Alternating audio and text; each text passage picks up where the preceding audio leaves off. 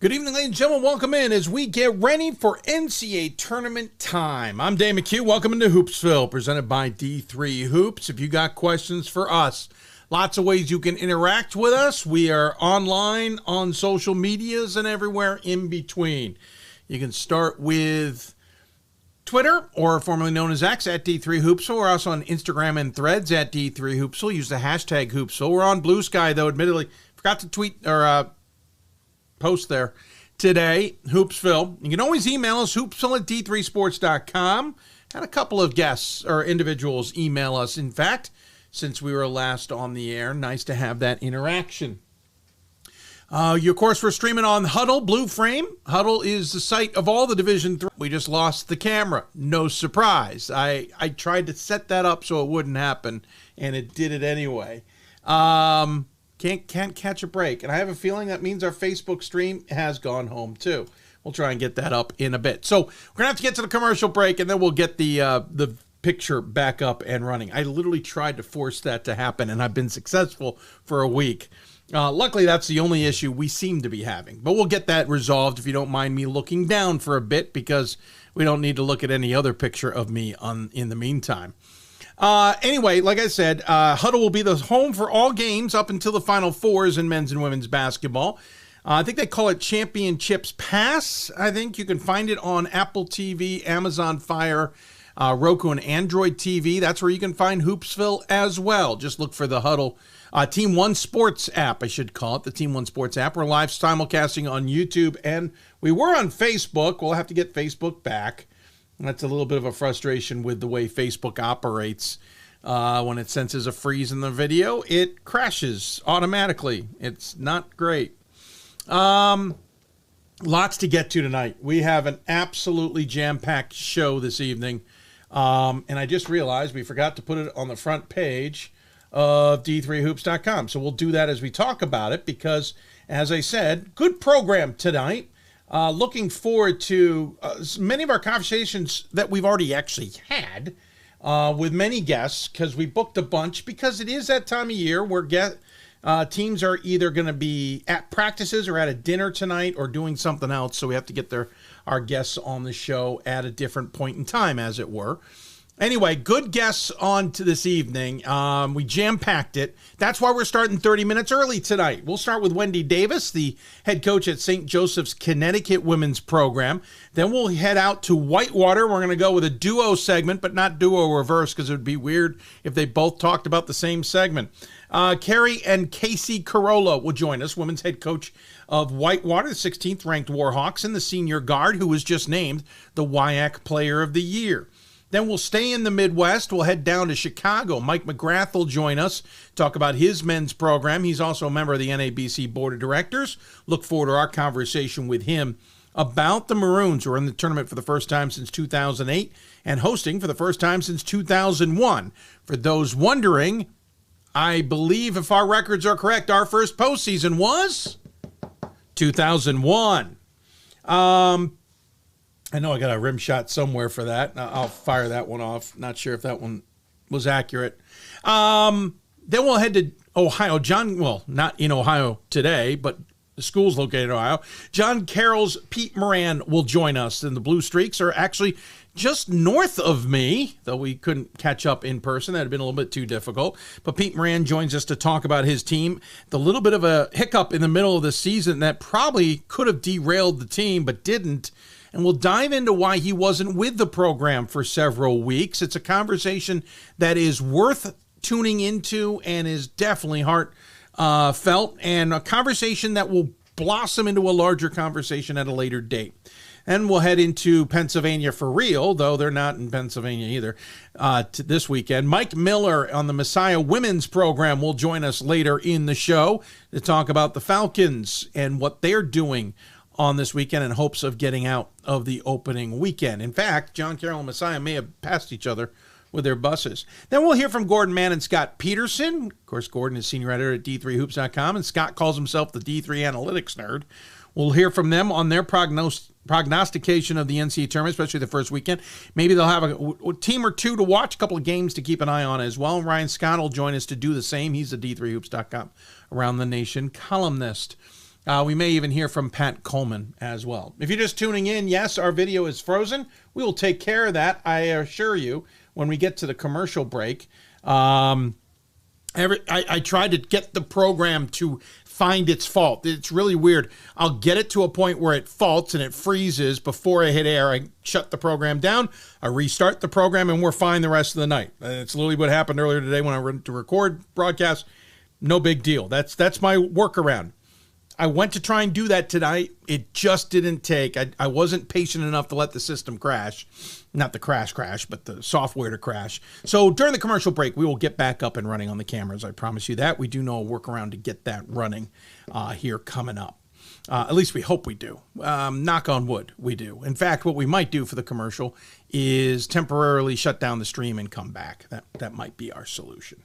News and notes from around Division III. There was a coaching carousel move that took place while we were on air, and I'm now drawing up. Oh, yes.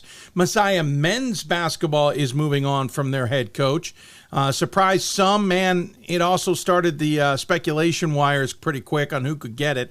I got my eye on one guy I think would be perfect there. We'll see if what happens comes up, if that's the case. And another thing that just broke today, Keene and NJCU reportedly, and I'm going to emphasize this, reportedly are going to merge. Here's the trick in all of this. I'm getting the sense this may be a bit early. I don't think all the ducks are in a row on this yet. Knowing these types of things, it's two state institutions. That means there's a lot of others that are involved in this and approvals. I am sure that's going to have to go through the State House. I just have this feeling that this is out of the bag a little bit early. Maybe it's some politics by one of the institutions. I don't know. The report is that all athletics would be consolidated into one under the, I think under the Kane name. I'm not buying that yet. I wouldn't be surprised because they've got enough student athletes if they try and maybe keep it split, an FDU Florham scenario. Who knows? All I'm saying is it's fascinating news, but I think it's a bit early yet. This doesn't look like a done deal. I'll be very interested to see how it plays out. I don't know. We'll see. It's really interesting the way it came out, and then some of the information I received on the side. Not sure I'm fully buying in. Kaylin says Yeshiva versus Tufts, great first game, almost a standalone. No, Kaylin, as much as I agree with you that it's going to be a great first game, it's not a standalone by any stretch of the imagination. And that's no knock on anybody. By the way, the tournament previews are up on d3hoops.com. So you can get Ryan Scott's take on the tournament and Gordon Mann's take on the tournament. We'll obviously hear from them later. But there are so many good first-round games, to be completely honest with you. I think there's some that are flying a little bit under the radar. Husson WPI has me fascinated. I think the Eagles might give WPI a bit of a game in that one. Claremont Mudd Scripps Ramapo is a darn good first-round game. Drew Mary Washington is not a game I would have expected for number 3 Drew, third seed Drew. That's not an easy one at all. Guilford Barry is going to be a fascinating first-round game. Keene State Clark, maybe under the radar, maybe pretty good. We'll see. Clark might be hitting above its weight class. We'll see. I don't know. Utica might be surprised on Montclair State, who is hosting. Hamilton against Western New England is going to be a great game. We could go through all of these. There are so many good games that I think just are going to be under a Catholic, Franklin, and Marshall's going to be good. John Carroll York could be a fascinating game to keep an eye on. So no, and nothing against Caleb, nothing against your pick of Yeshiva Tufts. First off, if you're a Yeshiva fan, I think Tufts is beatable. I have been. Tufts is more inconsistent than I think they are. I've given them a lot of credit, and then they kind of irk me. But Yeshiva is also playing a little bit above its weight class right now. By the way, the other side of that, of just that mini bracket alone, Kalen, St. Joe's Redlands is a very even matchup. we'll go through the rest of these. There's one more group I'll quickly look at. We'll get Ryan Scott's take on this too. Wisconsin Lutheran Calvin could be interesting if Wisconsin Lutheran is up for it. They have knocked off big heavyweights in the first round before. Calvin better be ready for that. Denison Franklin doesn't really excite anybody. Either does Central Wash U, but Wash U, even despite my mistake later, may be ripe for the the loss there. I hate to say that. St. John's Chicago, incredible first round game. And Carthage St. Norbert, I think, is going to be interesting. So there's a lot of really good games. Galen, I get it. You're a Skyline homer. I totally understand. No knock for you. NYU Cortland will be interesting at York. It depends if Cortland can keep pace with NYU. The fact that it could, and I'm saying this understanding that York could knock off John Carroll. John Carroll, NYU's second round game is bonkers good. That's how good Division III basketball is right now. Again, I know our video is frozen. We're going to take a break, hopefully get the video back for the break. I'm debating. I'm either feeling like shutting down the stream to fix the camera. Yeah, that's what we're going to do. So what we're going to do is we're going to stop this broadcast temporarily, okay? We're going to restart it. So stay where you are. It will come right back where you are. And we may get the Facebook Live back up and running. We will be right back here. That will be our break. And when we come back, we'll get things started with Wendy Davis, women's basketball coach at St. Joe's. But before we hear from her, we're going to hear from her former coach, who talks about just how great she is. Do you know where Wendy Davis played? Her coach is coming up next. You listen to Hoopsville, presented by D3Hoops.com from Eastern to Occidental, from Puget Sound to Piedmont, from Southwestern to the University of New England, and from Hope to Calvin. Nobody covers Division III basketball like we do. We're D3Hoops.com at www.D3Hoops.com. Division III men's and women's basketball players build skills and characteristics that set themselves up to win in life. How do they translate those skills when the ball stops bouncing? They join Dream Team, the network built by and for athletes who want to leverage their competitive advantage in careers and business. Find your post-basketball calling, your next team, and learn how to win big at DreamTeamWins.com. That's DreamTeamWins.com.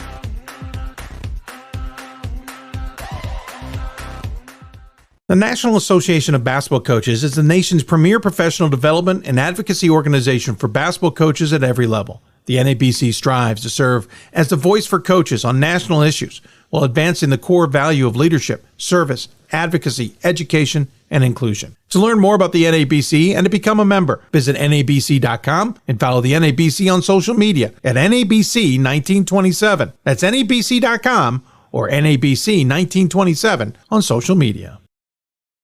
It's on us to stop sexual assault. In any way that we can. To get a friend home safe. To never blame the victim. It's on us. To stand up. To make our community safe for all. It's on us. It's on us to look out for each other at parties. It's on us. To be more than just a bystander. To step up and say something. It's on us.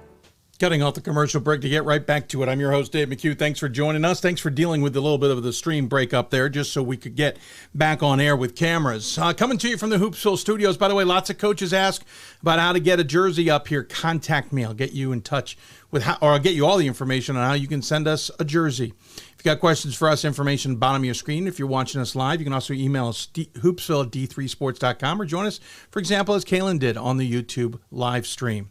All right, let's turn our attention to to the University of St. Joseph's in Connecticut. Sorry, brain freeze there. Wendy Davis is the head coach of that program, who won their first conference championships in 1998 and made their first ever NCAA tournament appearance. It's also the first for Wendy. A few days ago, Gino Auriemma, who is Wendy's head coach at UConn, was asked about her and the team's success. Gino, this often happens this time of year. One of your former players is in the NCAA tournament, or Wendy Davis got St. Joe's in there yesterday, and it's been a long time coming for her. Yeah. So, I don't know if she was your first to become a coach, but what are some of your thoughts on what she's done in the game? You know, it's crazy. The kid that played on her team was the first to go into coaching, Chris Lamb. And actually before that, Megan Patterson, both of them. And then Wendy followed. Wendy was the first, I think, to experience the tremendous success, both at Western New England, then at Trinity, you know, where she really got it going. And now at St. Joe's, and none of that surprised me one iota. You talk about a kid who was so independent, so self-sufficient as a student. I think all she needed was, in September, give me the syllabus and I'll see you at the finals. And in basketball, let me play, coach me, and I'll do the rest. Because she never, ever missed practice, missed an assignment, knew how to get open, smarter, shot it like nobody else ever in the history of the Big East at that time, and did it without any fanfare. I was always unbelievably amazed watching her play. Her attention to detail was second to none. So I'm sure she carries that over to her coaching, and it's no surprise that everywhere she's coached, they have tremendous success. I've been fortunate, man, and she was one of them. I mean, the best three-point shooter in the history of the Big East at that time, if I'm not mistaken. Pretty great words from Gino about his former player in Wendy Davis, and when we talked earlier today, that's where I started things off. Now joining us on the Hoopsville Hotline, it's the head coach of St. Joseph women's basketball. It is Wendy Davis. Coach, first and foremost, congratulations on making the tournament. I know you're down in my neck of the woods now. Obviously, travels were safe, but congratulations nonetheless. Thank you. Thank you very much. It's exciting for my grad students and my seniors to be here. I am sure. We played the audio just before then of your former coach at UConn, Gino Auriemma, you know, the dean of women's basketball to some degree other than Pat Summit, talking about you and many of the others who obviously came through his ranks. But your opportunity finally be in the NCAA tournament, I'm sure that got to you. Your thoughts? Yeah. I have to say, when he spoke about my career, just the fact that was, 30 plus years ago that I played for him, and the fact that he remembered certain things about me, and even the 3 stops at the 3 different schools that I've made, that's impressive that he remembered that. Yeah, I got a kick out of that too. My eyes that he actually remembered all 3 schools, because he has a busy life right now. But just the fact also that he remembers things about me. I took academics very seriously, paid attention to details, and, just wanted to work as hard as I could for him. And the fact that he remembers that 30 plus years ago, that's amazing. He has a great memory. Yeah, no, that stood out to me. The fact that you knew what your travels were literally off the top of the head. It's not like you had to go ask somebody or some pre-taped interview where you can edit around that. He remembered that. He remembered your 3-point shooting, which I immediately thought to myself, man, I bet Wendy Davis would have loved to have been playing in this day and age when the 3-pointer was considered a strategic and analytical advantage.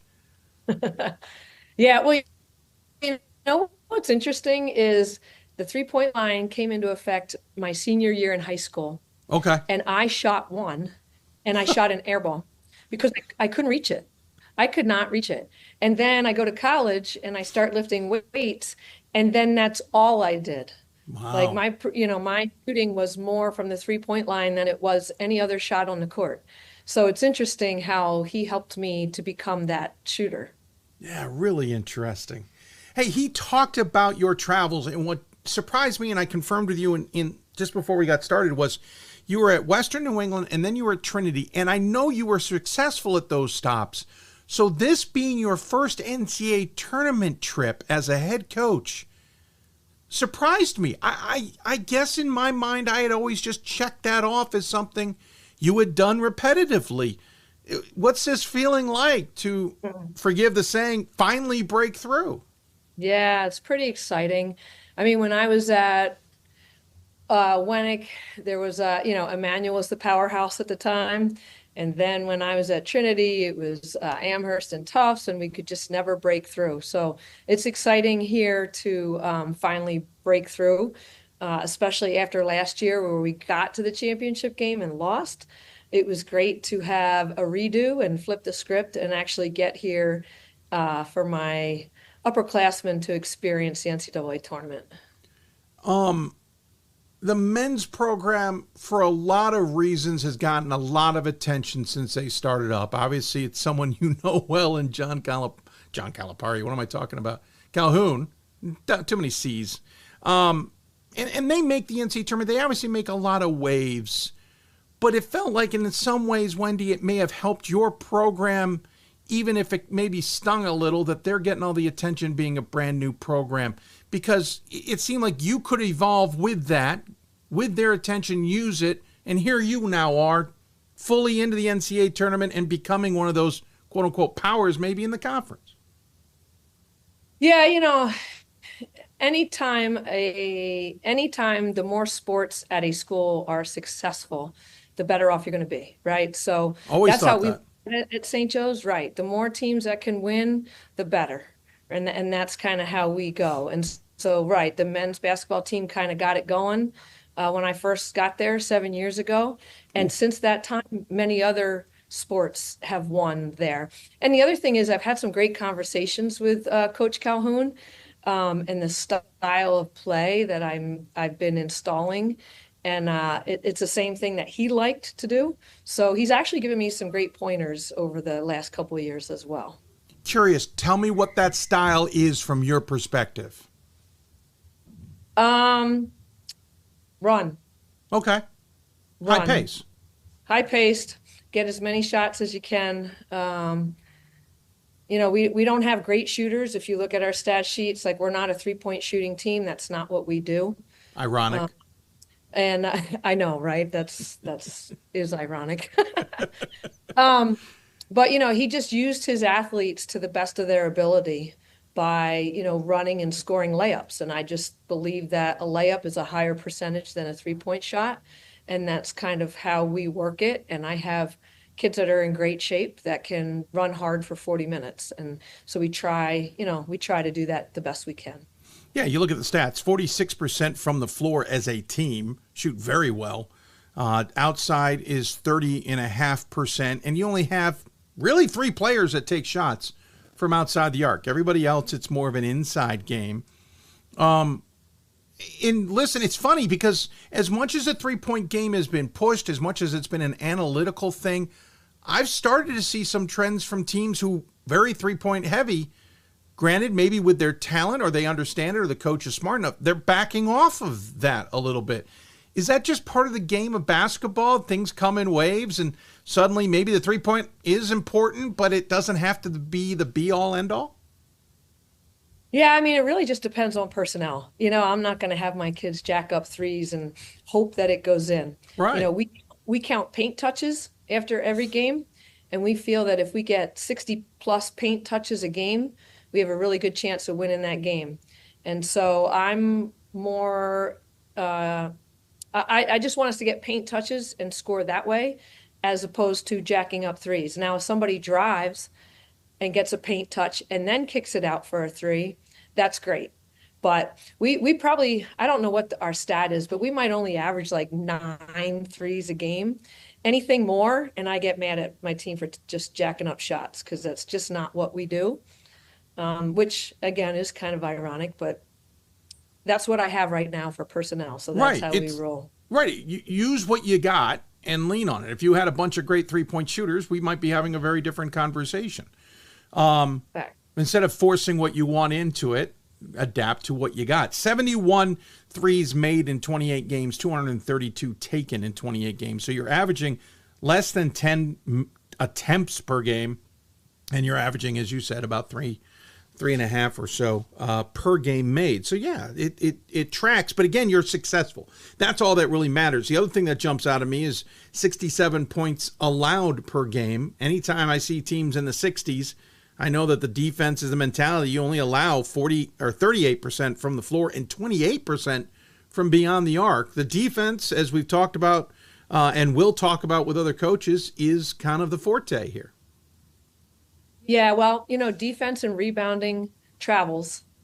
You know, you can't always rely on the rims or, the offense, but you can always rely on defense and rebounding. And we really focused this year on closing out better on three-point shooters. That was a major focus for us this year, because we didn't do a good job last year of closing out on great shooters. So we fixed that. And we're not a great rebounding team, but we have improved over the last 5 games because we really made it a point. So we're trying to continue to get better in what we do, even at the end of the season. So yeah, I mean, we got to play great defense to win games, because we don't have a lot of people that can put the ball in the hoop consistently. We'll talk about the run to this point, including those 5 games which have been all wins, in a moment. But quickly, your individual players, you're led by graduate student Jordan, Lord, I can speak, Alouette, 19.2 points a game, and she's pulling down 7 rebounds a game. And a quick note, 12. She's already the all-time leader in rebounds, and she's 12 points away from breaking the all-time scoring record. I know it's more than just her. We'll get to a few more of the players, but just tell me about the impact that she's had. Yeah, and I'm not quite sure what her shooting percentage is, but it's right around 60, I think. So that's the other thing. 58.6. Her efficiency. Yeah, her efficiency. We just feel like when we get Jordan the ball, we know it's going to be a bucket. To be the all-time leading rebounder and possibly the all-time leading scorer at your school, that's amazing. Especially, she's a grad student, but the COVID year didn't count. So it's not like those stats have padded anything. So she's just a special kid. She just loves the game of basketball. I mean, she has, Jason Tatum tattooed on her arm. I mean, basketball is her life. So it's like all she wants to do is play basketball. And she's just done a great job for us. And, she's money, and we're really gonna, we're gonna miss that person next year that we can just say, please feed Jordan the ball. There's been timeouts where I've said that. Okay, Jordan hasn't touched it in 3 possessions. Can we please get her the ball? And then we do, and then we score. And then I put my hands up like, yeah, of course. Why can't we do that every time? Hey, folks, hello. Yeah. Exactly. Well, by the way, she's taken 3 3-pointers the entire season. She hasn't made any, but I'm not knocking the not make. I'm pointing out, again, the dynamic, because the second player on the team in terms of scoring is Maya Slits, 15.6 points a game, but she is your outside threat. She's 33% from outside the arc. So what jumps out at me, and we'll quickly mention Taylor Verboven at 15.2 points a game. Again, not an outside threat, but you've got this inside-outside yin-yang kind of thing that if you really need to, that's tough for teams to defend, because as you say, get the paints, you want it in the paint. All right, that forces the defense to come down, right? Well, now you can counter with an outside shot from Slits if necessary. That's a tough battle sometimes for teams to kind of battle with. Yeah, and especially Maya's strength is actually driving. So she's actually one of the kids that gets a ton of the paint touches. So, the 3-point shot isn't what defines her. If I had to define Maya's game, it is more driving and slashing. But this season she has gotten better at, when the ball gets passed into Jordan, relocating and circle moving to an open spot. So, she's gotten better at that, knowing I'm going to pass it into Jordan, but I might get it back. So she's definitely improved in her 3-point shot this year, which has been super helpful because, in the past, people would play 2 or 3 steps off of her, knowing that she was going to drive. So then I think she realized after last year, hey, I have to keep working on my shot because I need to be a complete player so that they can't guard me. Last year she just became very guardable. And this year, being able to hit threes, she's kind of opened up her game a little bit. Fascinating, because she also averages nearly 5 assists per game, to your point. She only needs 3 more to break, 2 more? 2 more to break, the all-time assist record at USJ. So, yeah. It's interesting how, again, she's a threat from outside, but she's also a threat to drive, and then she can dish it, might get it back so you can't lose track of her, which limits double teams maybe. You've got Verboven that could help with that as well.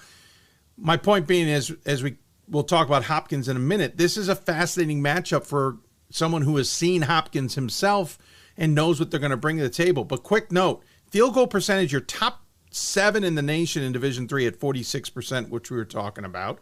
You hit 72% of your free throws, and you're one of the top teams in terms of made free throws.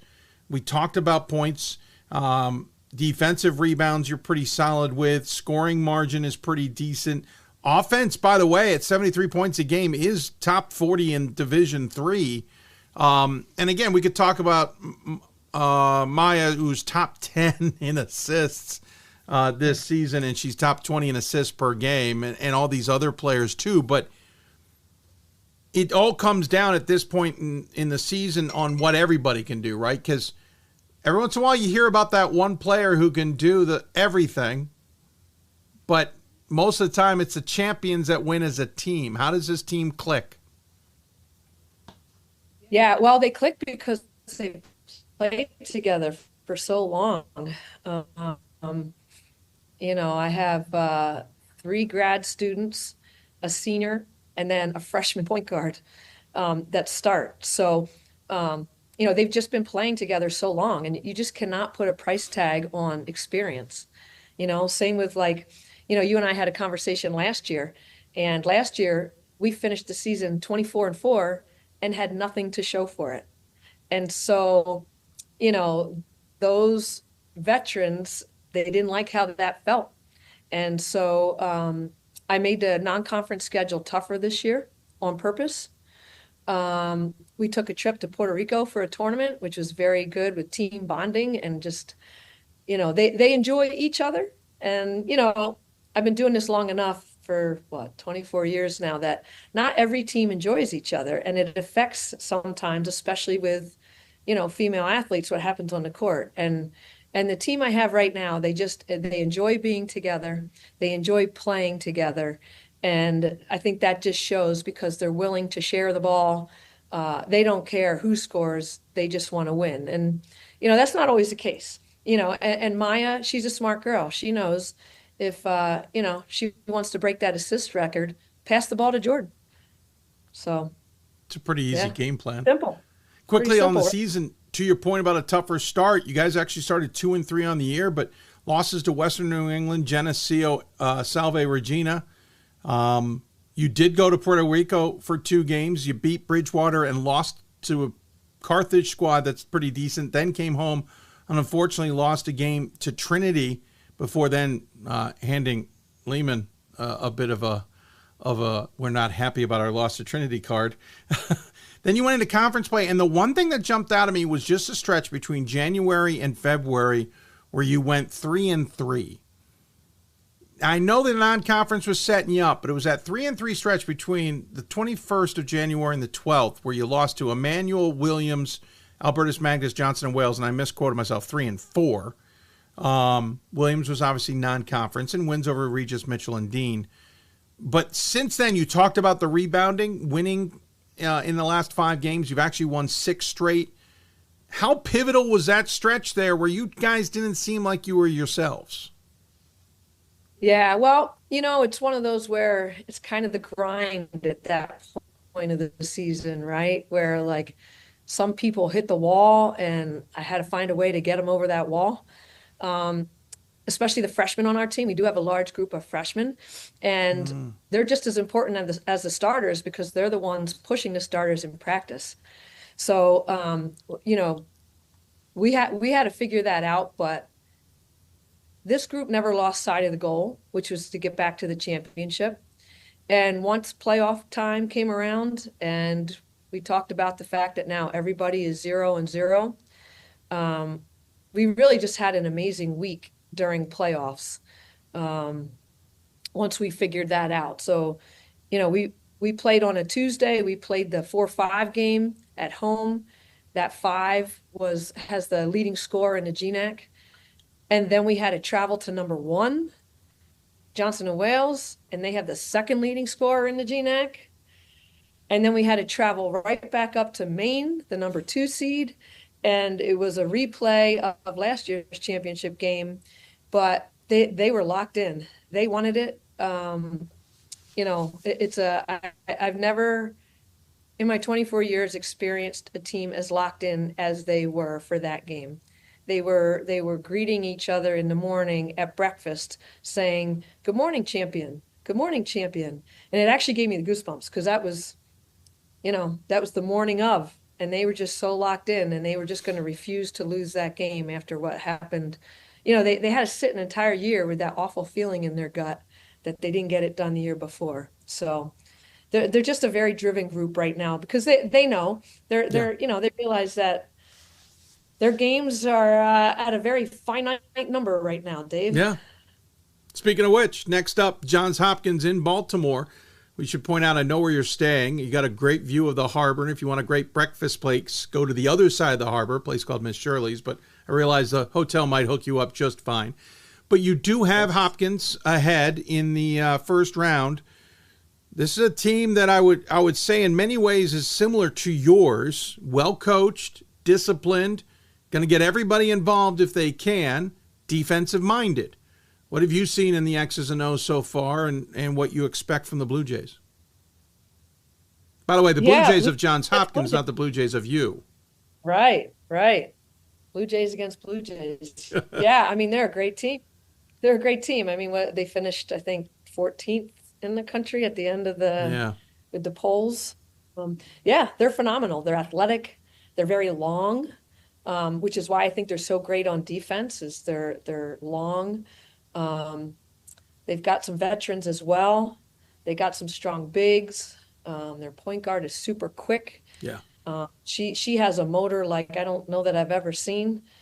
She's going to full court press us and for 40 minutes. And at the end of 40 minutes, she's still not going to be tired. So, yeah, I mean, we definitely have our work cut out for us. That's for sure.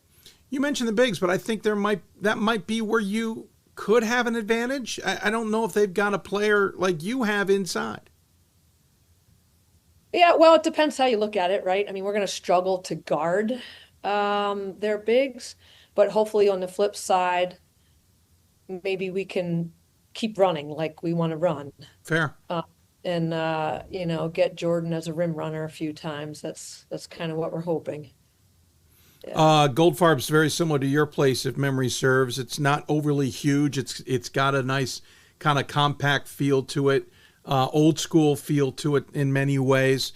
As you have alluded, the defense and the rebounds is what travels anyway. Does it matter the gym? No, it doesn't matter the gym. But we did just come there. We just had practice there, and it is an awesome gym. Yeah, it's a great little spot. We love it. Yeah, it's definitely old school with a little bit of new school mixed in, all while trying to balance around lacrosse programs and everything else going on all around it. It's kind of nuts. Wendy, I appreciate all the time you've given us. I don't want to not waste any more time, but not drag you away from more pressing matters. But I appreciate everything you've given us. Congratulations. Second GNAC title for the program, first since 98. And more importantly, congratulations on making the NCAA tournament. Again, I'm surprised we're even saying that. As always, Wendy, we give the guests the final word. Any final thoughts you want to share with those who might be tuned in? Well, first of all, thanks for having me. I appreciate that. And yeah, I mean, at this point, what I told my team today is there's 64 teams left out of 417 total. So let's just go out there and play with everything we got and see what happens. So yeah, we're excited, and I hope all my other friends that are coaching right now in the NCAA tournament do well. Well said. Congratulations again. Take care. Enjoy your time in Charm City, and I'll look forward to catching up with you down the road. All right. Thanks so much. Appreciate you. Absolutely. Wendy Davis joining us from St. Joseph here on the Hoopsville Hotline.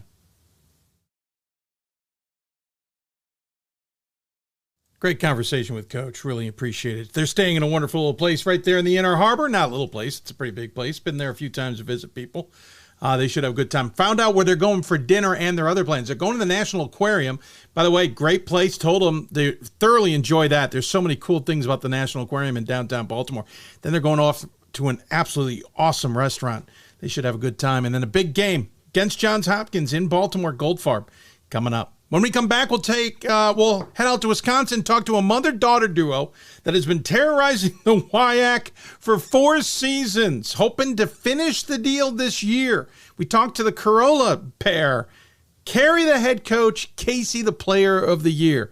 You listen to Hoopsville, presented by D3 Hoops. Back with more after this. For the love of the game, but for those of us who are Division III student athletes, it's more than that, a lot more. Sure, the game is important. But as we work so hard to build both mind and body, it's more about team. That is why NCAA Division III teamed up with Special Olympics. And in giving the gift of sport to those for whom it seemed an impossible dream, we are working to make this a better world. Help us keep that dream alive. You can make a difference. We are the coaches of women's basketball. We are leaders and teachers, dreamers and winners. We are professionals who conduct ourselves ethically and with integrity. We place the education, safety, and well-being of the athletes we coach above all else and teach them the fundamental values they need to succeed in life. We are coaches united for the good of our game and those who play it. We are the WBCA. We've got more schools than Division I, more fans than Division II, and more upsets than March Madness. There's nearly 850 programs with over 11,000 games leading to 2 national championships. And we've been covering it all for over 2 decades. From Eastern to Occidental, from Puget Sound to Piedmont, from Southwestern to the University of New England, and from Hope to Calvin. Nobody covers Division III basketball like we do. We're D3Hoops.com at www.d3hoops.com.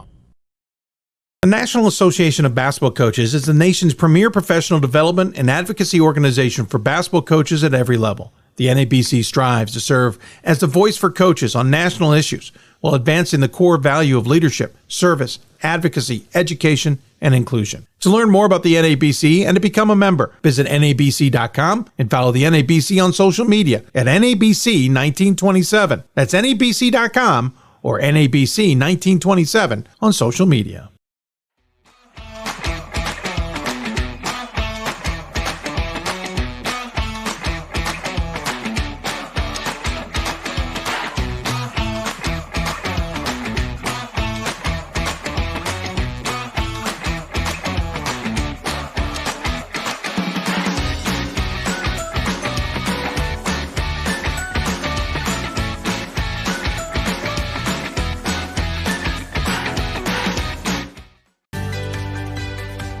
Responsibility is being accountable for your words and actions, first and foremost. It also is an obligation to be a positive influence in the communities around you. Being in a D3 program, you're going to have lots of different opportunities. You're not just an athlete, you're also involved in student life. Your academics are extremely important. We give a lot of our student athletes responsibilities right from the start by giving them leadership opportunities, by having them engage in the community, be a positive influence. That's being a responsible person. There are over 480,000 college athletes. Only 2% would go pro. That means over 470,000 will not get a shoe contract. No autographs. No private jets. No fan clubs. No Hall of Fame inductions. Instead, they will walk away with something much more valuable.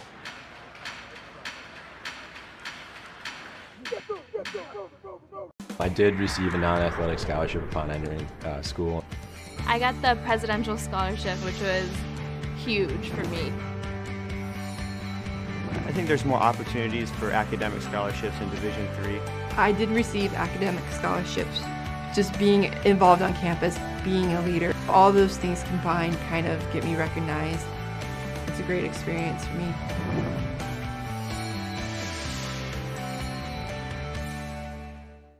For the love of the game. But for those of us who are Division III student athletes, it's more than that, a lot more. I had a feeling the audio was still running from the break. Welcome back to Hoopsville, everybody, as we continue to roll along on this supersized edition of our tournament preview show. If you got questions for us, you can email us, hoopsville@d3sports.com. You can always interact with us on our live stream, and we've had quite a few of you interacting there. We certainly appreciate it, and thank you for the time. Lots to get to. We're going to pivot and go to Wisconsin. Talk to a mother-daughter duo.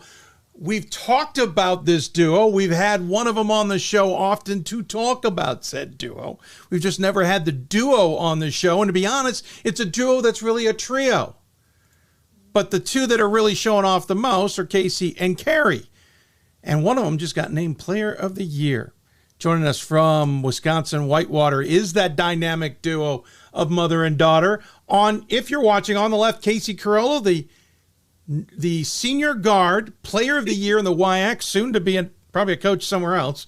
And Keri Carrollo, the head coach of Whitewater, who's got better things to do than chat with us, but we appreciate that both of them joined us today. First and foremost, Coach, thanks for the time, including your daughter joining us. I appreciate it.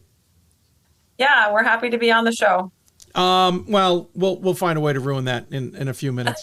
Hey, Kacie, first and foremost, congratulations, Player of the Year. No surprise, in my opinion, averaging 21 points something a game. What's it mean that the conference coaches and whomever else votes in the WIAC awards deemed you to be the best? Well, thank you for sure. It means a lot. I think that just getting the recognition from the conference is huge because everyone's so competitive and there's so many amazing players in our conference. So to receive that recognition it's amazing, and I can't thank the other coaches enough and everyone that voted enough. I also want to shout out my teammates, of course. Like, I wouldn't be in this position without them. And obviously, Whitewater has had the Player of the Year the last 4 years, with Aaliyah being 3 years in a row prior to me. So I have to shout her out too for holding it down for me. Oh, I thought you were going to say for graduating so you could have the award. No, I wish she could never leave. I wish she was still here. No, and again, back to the other schools, they're glad she's not. Yeah. Keri, again, she just pointed out that stat, 4 years in a row, your program's had the best player in the conference. This is a conference that has been so competitive over the years, as you and I have talked about. There's no change other than Stout's in the mix now. Oshkosh has returned to the top. Stevens Point's gotten competitive, et cetera, et cetera. My point being, 4 years in a row, you've had the best player in this conference. It's astounding. Yeah, we're very blessed. That's the way I look at it, is that we have just tremendous talent locally and in the Midwest. So we're very, very lucky to be able to draw in some of our own, homegrown talent in the area. And obviously Kacie being right here in Whitewater, that was probably as close as it gets to our campus. But then Aaliyah, being about 45 minutes to an hour away, and, DeForest, which is just outside of Madison. So we're very lucky. We're located in a great spot to recruit some major cities and also some great smaller communities that have great basketball. So, and you have to recruit the best to compete in this conference, because like Kacie said, this conference is just tremendous talent and great coaches. So we have to be able to try to pull some of the best players out of our region if we can. Sure. Logical. Kacie, you are in a safe space. I want you to understand that, so that if you have to answer this honestly, it's okay. Did you have a choice on where you went and played basketball? Yeah, for sure. My parents never really pressured me into coming to Whitewater. I at first didn't want to come to Whitewater. I kind of wanted to go do my own thing. Yeah. But after being with the team my whole life, and then a lot more like my junior and senior years of high school, I realized that this is where I wanted to stay. And with all the COVID situations too that made recruiting so difficult, I would say, or different. I decided that I wanted to stay close to home and stay with my family. Makes sense. I think, Keri, once you were on, we had a picture of the two of you when she was younger, celebrating probably a conference championship. So we know that Kacie's been around this program forever.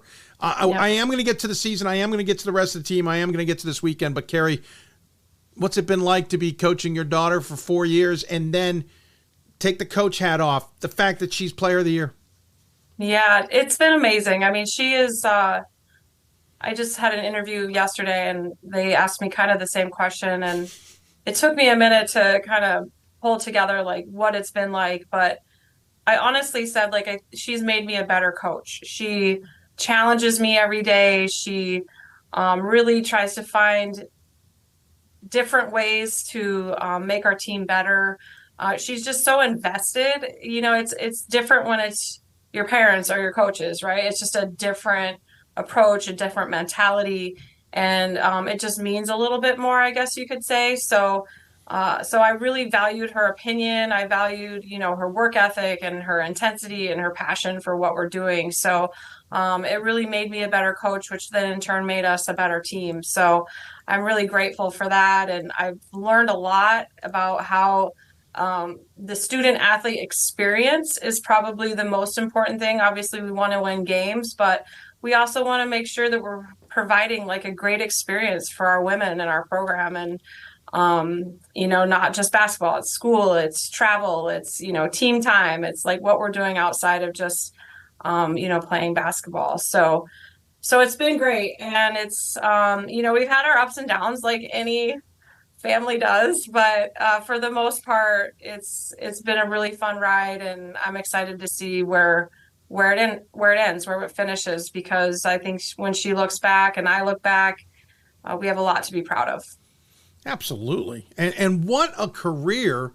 Kacie, NCAA tournament in March Madness, that is synonymous with your career. That's all you know. Last year, got to the quarterfinals. Unfortunately, Transylvania knocked you off 62-48. They might have been a little ticked off about where they were playing. Didn't help. 2 years ago, you get into the tournament yet again. It's unfortunately the round is 16. Trinity, Connecticut knocks you off on a nice trip to Massachusetts. And your freshman year, you get all the way to the title game. Unfortunately, ran into Hope. Losing that one, that game played outside Pittsburgh. Kacie, I know it's a little blasé, but you're used to being in this position of playing in March. I assume the expectation is national championship or bust. Yeah, for sure. I think that I can be very, very grateful for the last 3 years and being in this, having this experience, because now I can kind of use that to lead my teammates and to be a good example for them.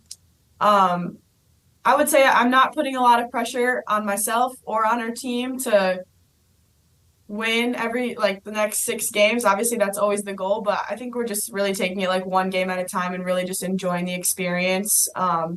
Me and the other 4 seniors, like we kind of talked about, just being thankful that we get to be in this moment and take it all in, because every game could possibly be our last. So we're obviously going to do our best to win every single game, and we don't want to be done, and we want to have that trophy at the end of the day, but we're definitely being super grateful that we've had the past 3 years, and then obviously now this year to kind of finish out the seniors all together with this experience. Keri, what's the evolution been like? Kacie started off her freshman year 8.6 points a game. Her sophomore year 17. Last year 14.7, 21.2 this year. Not about her, but what about the team and the dynamics that have changed and evolved that have allowed her to, one, grow into those roles that she's in, but more importantly for you, Keri, the team that you've had around her?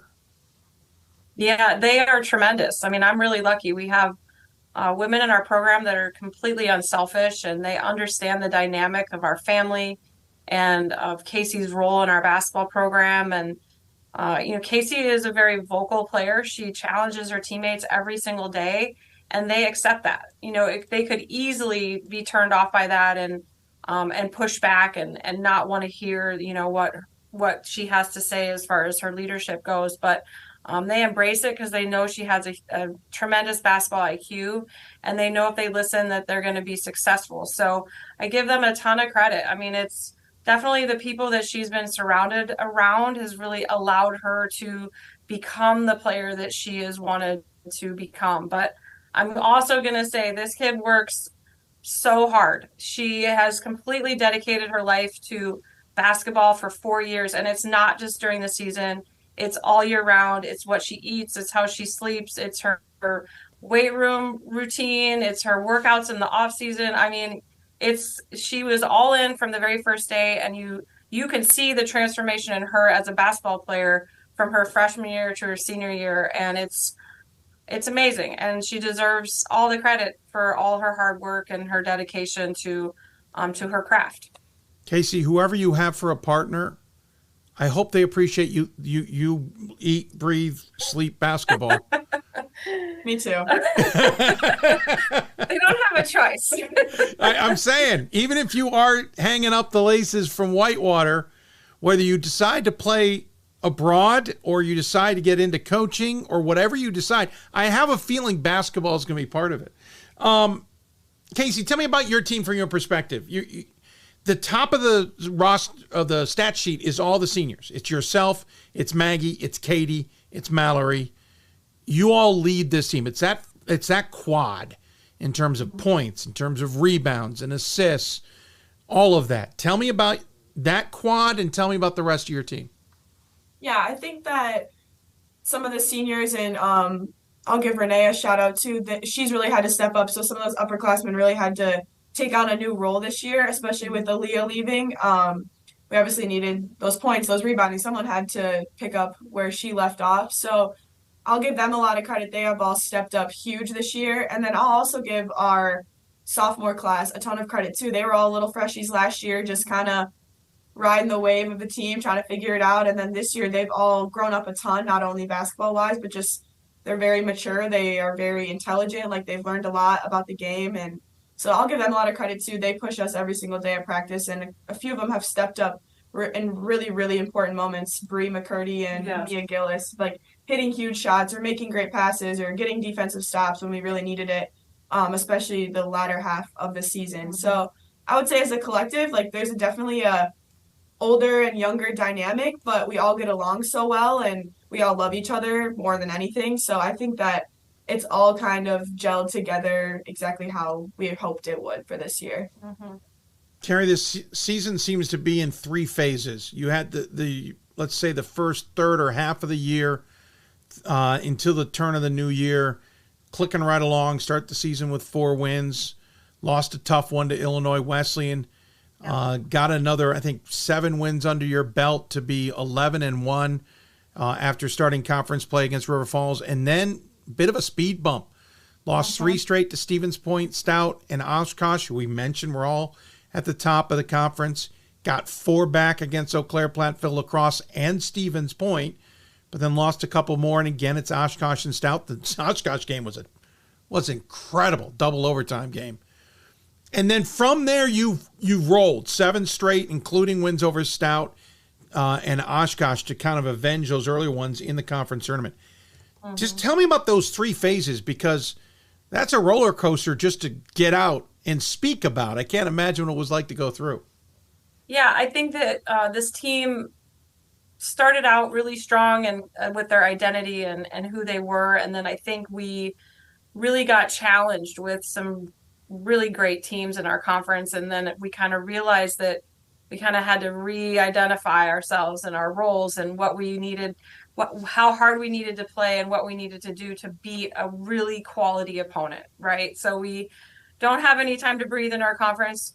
So, we start out with, River Falls, which we were down 18 and came back and won.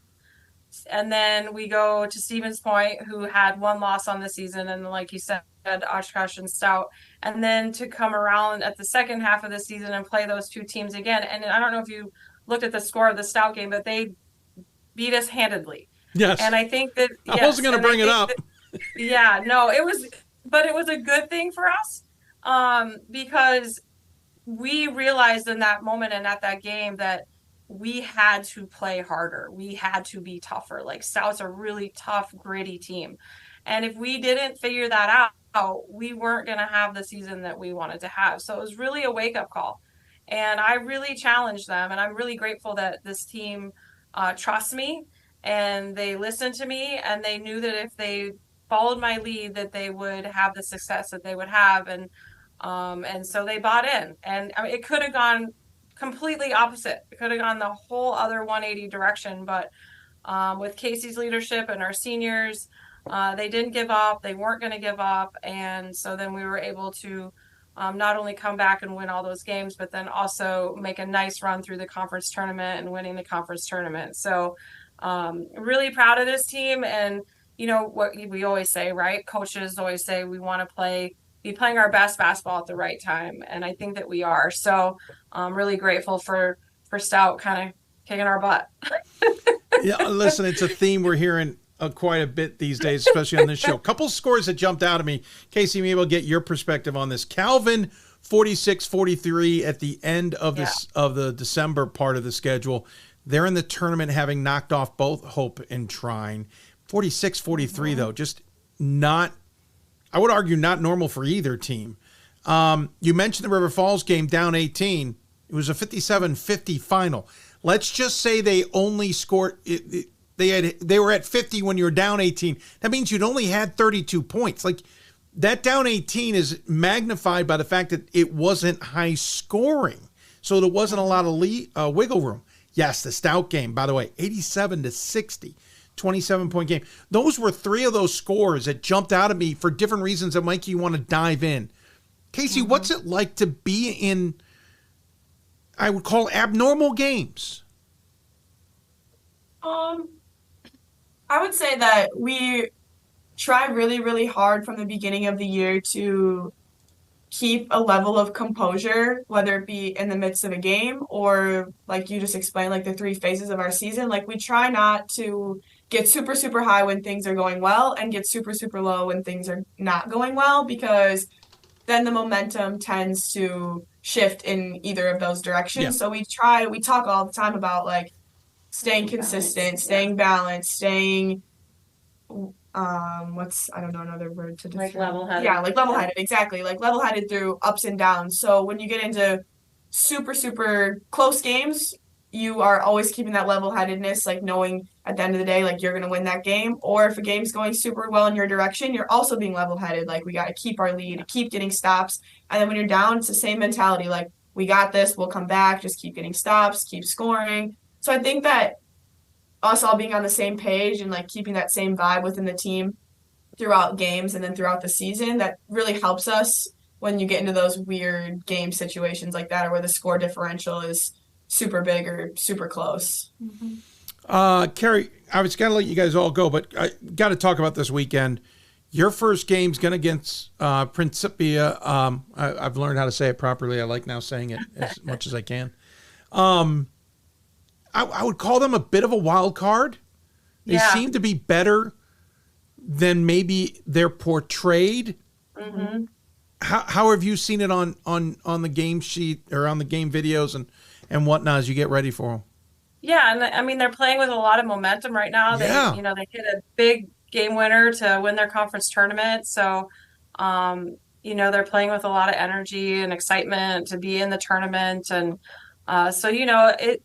I talk to our team all the time about you can't overlook anyone. It's the tournament. I mean, how many years have we all watched the NCAA tournament and we've seen, upsets all the time. So we have to be focused on the things that we do well and concentrate on that. But yeah, they're playing really good basketball right now, and it's going to be a battle. I mean, it's always a battle in the tournament. No one wants to go home. So we have to be focused on what we can control and make sure that we come out of the gates ready. We can't, kind of test the waters and see how it's going to go. We have to play well right from the beginning. I know you just said don't look ahead, but I do. And I'm not having a show till Monday, so I'm going to. Colorado College lacrosse on the other side. First off, 4 teams in the WIAC into the tournament with this new NPI system. Second of all, Colorado College is good. And Now you might have Drew Bledsoe in the house. I know you're not looking ahead, both of you. I'll start with Kacie. And maybe you haven't, but just from what you know of lacrosse and whatnot, if you're able to get past round 1, round 2 looks like a doozy. Yeah. I mean, it's the tournament. Yeah, right. So everyone's going to be good. And I've had people ask me about lacrosse, do you want to play them again? And I say the same response. I don't care. I don't care who we play. We're in the NCAA tournament. Everybody's good. Everybody wants to win. So it doesn't matter what the jersey says or what the records are. Like, everyone is coming to play, and you got to play your best. So, we don't care. We're in, and we want to just continue to move forward. And every team we play from here on out is the best team in their area or in their conference. So we're going to get their best. So we have to, like I said, we have to play great basketball and maybe have a little luck on our side. Fair. Kacie, any thought in your head about the fact that no matter what, this is the final tournament? Yeah, I think that we are the host school, so I feel like we do have a lot of advantages for getting to stay home, but I think that our team plays the best when we have that kind of underdog mentality. Mm-hmm. So we are surely not going to overlook anyone. We like to think that we're going to have to battle every single possession, every single game. So I think that we're kind of going into the tournament with that mentality. Every single game is going to be a battle for us, and we're just going to do our best and have fun. Hey, if you're having fun, that's half of it. I mean, yes, absolutely. Yes, absolutely. Yeah. Definitely. Well, congratulations, both of you. Kacie, wonderful career. Thank you for indulging us, but also letting us have some fun through your talent on the floor. Keri, thanks for humoring me. I know we've gone down this road many times. We didn't drag Joe into this. We really could have made that. Joe feels like the one who has to keep everyone sane. Yes, he's home taking care of the boys and making sure the laundry's done. And Poor Joe. Ladies, thank you again. Congratulations on the tournament. Yes. We have a tradition on the show. We always give the guests the final word. Any final thoughts? We'll start with Kacie. Everyone watches women's sports. Yes. Yeah. I love that.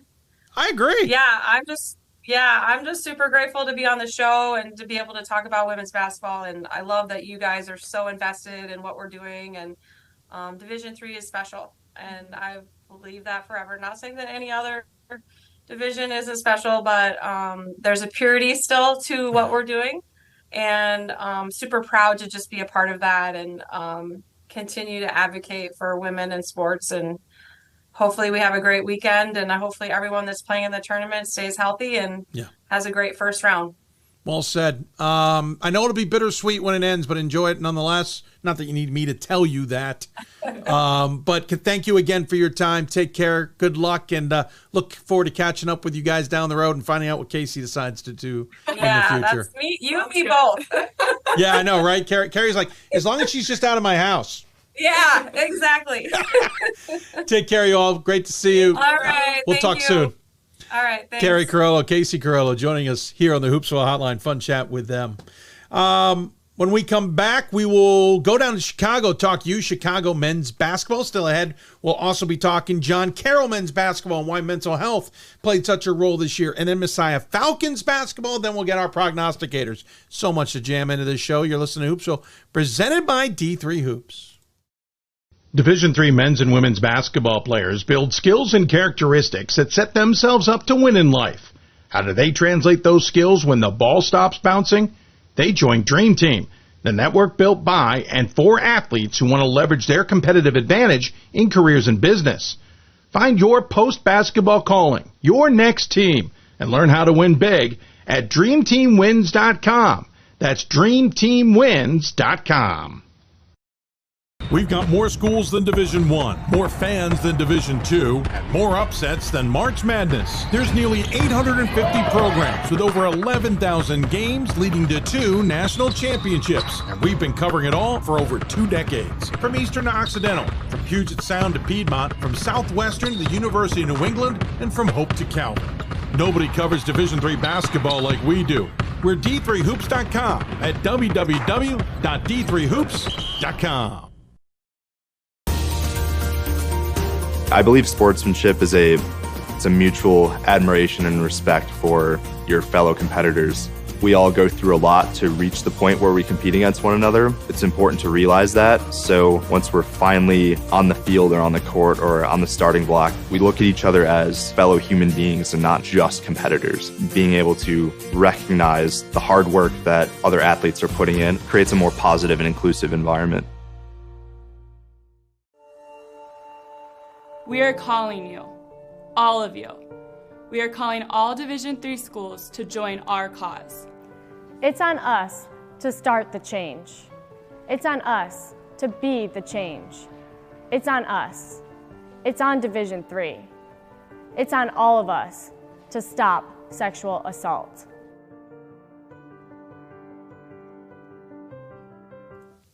Welcome back to Hoopsville, everybody, as we continue on this Monday that we started a little bit early. We got so much in. We're going to keep on rolling. We're going to pivot now to men's basketball, go from Wisconsin-Whitewater down to the Chicagoland area. UChicago men's basketball is in the tournament for the first time since 2008, and they're hosting first round and second round action for the first time since 2001. That's the year we started this. That was my first Final Four. To some degree, it feels like, wasn't that long ago. And another part of that is, it's been a while. Earlier today, we caught up with Mike McGrath to talk about the significance of not only them hosting, them being in the tournament, but just what this team is doing along the way. And by the way, I had a moment there where clearly not enough coffee was in me, and I forgot their rival was indeed in the tournament. Now joining us on the Hoopsville Hotline, friend of the show, we could say, Mike McGrath joining us here. Sir, great to have you in the off-season when we talked all the off-season business. Even better to have you in March when your team is in the tourney. How are you? I'm great, Dave. Thanks for asking, and it's great to be here with friends and have conversations like this. And you're absolutely right. I enjoy our conversations about Division III basketball and the NABC and a lot of those different kind of things, but I'm more excited about having the conversation we'll have, the focus of today will have. Absolutely. Mike and I, if we recorded conversations we have, people, we might either bore you or fascinate you or somewhere in between. We have long conversations sometimes. Lose track of time. But this one will keep track of time. I lean towards boredom, but that's all right. Yeah, I totally get it. We don't bore ourselves out, right? Right. As I said in the beginning, first time, I think since 2008, you guys are in the tourney. First time you're hosting since 2001, and we'll talk about the particulars that got you there. That's not relevant in the grand scheme of things because, Mike, you're here, you're dancing. You got a chance to play at home. These are all huge steps for a program that I feel like in talking to you the last few years, you've been on the verge of being here, and it maybe be frustrating you hadn't gotten here yet. Yeah, we've had some great runs here at the University of Chicago, going back to when Cunningham was the head coach, and I was his assistant, and it's been a little bit of a drought. One of the last groups that I thought had a chance to make a run like this a couple years ago fell a little bit short, which has kind of led to a longer drought than we're honestly comfortable with. We've had some teams that have been on the verge of this, and so we're excited to have the opportunity, and I have a group of guys that are really deserving of this opportunity, both in terms of how they played and who they are. We'll talk about the whole season, but I want to talk about the last game. WashU, did you guys win? It essentially knocks WashU out of the tournament. This was a team that, had been a top 25 team, and the UAA, we know, is difficult. I think it may be more difficult now than ever before. But did you have a feeling if you lost, your tournament hopes were also dashed, that this was literally essentially a play-in game? Well, WashU's still in. Oh, right. Of course. Thank you, Mike. No. I think we were the ones who were on the verge of not making it if we lost. And I think the way the numbers worked out, if I look at it right, and I'm not a math guy, that it's the old Chevy Chase line. They said there'd be no math. Sorry. I thought when I get into coaching that there would be no math. There's no thinking over here, so go ahead. There's a lot more of it than I anticipated. But in looking at the NPI stuff and the numbers, I actually think if we lost, we would have been the last team to get in, is the way it played out. But going into that game, you just never know how things are going to go. And so we treated it as if we lost, we were on the verge of not making it. If we won, we had a great chance of getting in. That wasn't our focus, though. Our focus was the game in front of us, the team we were playing, a pretty good rivalry with a pretty good basketball program that goes back for, us and them go back quite a few years. Yeah. And, I think our guys wanted to win that game and let the rest of the stuff come as may. Of course, WashU is playing Central this weekend. Yeah. Mike, no math on your side, no thinking on my part, apparently. We don't have to use the brains today. But yeah, I mean, that was obviously a huge game. Interesting last one in. That's certainly possible. There's teams like Gettysburg and the rest who probably glad you won to give that chance. But, obviously there's bubbles everywhere. But this season was fascinating to me because I think you guys for a long time were flying a bit under the radar. And I know I use that term a lot on this show, but you get out of the gate in November and you've only got 2 losses. You've got 5 wins by December 1st where you're playing in Tennessee against Colorado College. You come out of that, you win another 5 in a row to mid-January, your first loss in conference at Carnegie Mellon. And at that point, I remember thinking to myself, geez, Mike's got it. Actually, I wanted to stay away from you because I didn't want to bug you, but I felt like you had a team that was maybe better than some like myself were expecting. Was that how you expected to start? Were you guys expecting to be better, or was it better? I don't know. I mean, I thought we had a team that was capable of being in the NCAA tournament and competing at the top of the UAA. I thought after the non-conference play, I thought in the UAA, there were kind of 3 teams that clearly showed themselves at that level. NYU, WashU, and Emory were pretty clearly playing at that level. And then there was a group of us who were trying to show that we belonged in that group. And, we won the first game at WashU and kind of said, okay, maybe we're making a statement that we belong in that group. And, then you turn around and have a tough one at home against Carnegie. And, you just don't know. Every time I felt like we were about to make the statement that we belong there, something would happen that was tough. But in the end, we strung together a lot of good wins. If the other top 3 teams that are in the tournament, NYU, WashU, and Emory, we went 3-3 against them. And that includes a heartbreaking last-second loss at NYU. So we felt like we fared really well against some of the top teams in the country and made a statement that we belong to be in the tournament, and now we're eager to have a chance to compete against some really good teams. Yeah, the UAA was fascinating. Again, it's become so competitive in this conference, which is so much fun, right? We always know it's a tough conference, but the top has come up so much. The middle has come with it. And nothing against the bottom, it's sometimes that's where you end up. You lose to Carnegie Mellon at the beginning in mid-January. I remember thinking to myself, it's not a bad loss. But Carnegie Mellon finishes 4-10 in the conference and a 500 record, essentially, after a behemoth of a start. You had a tough loss to NYU at home, but as you pointed out, came right back at them the next weekend at their place, nearly knock them off. You had, actually, that was a last-second shot that everyone got to see. And then you have this toughness with Case Western, but we know they're tough. Emory, they're close games. You really, truly battled through this conference. Yeah, there's no smooth sailing for anybody. Mike Neer, who was the longtime coach at Rochester, and I stay in touch a little bit, and he follows the league closely. And he had mentioned at one point to me, it's like the teams that do well are going to be the ones that take a punch and bounce back. And that's very true. I think the teams that took a hit and came back and fought through that are the teams that ended up towards the top of the league. And we did that. And that was the at NYU Brandeis weekend. We come at home, NYU plays great. We feel like we're doing pretty well. NYU comes in and plays really well here and beats us pretty handily. And then we turn around and beat Brandeis at home. And it's like, all right, what do we got? We go on the road and, lead almost the entire game against NYU and really have a tough ending that, instead of going overtime, we lose on a last-second shot. But even though we lost that one, that was where I was like, all right, this team has something to them. They can take a punch and bounce back. And, I was really proud of them there. And then to lose a game like that and bounce back and win at Brandeis was huge. And that's where I was like, all right, we got a chance to do this. And it was fun. And to that point, sometimes the close losses or the tough finishes are the ones that make you better and prepare you for games in March. as long as you don't do it too many times. Well, fair point. That's a fair point. Yeah, as long as the last couple of years we've had a bunch of close games that we lost.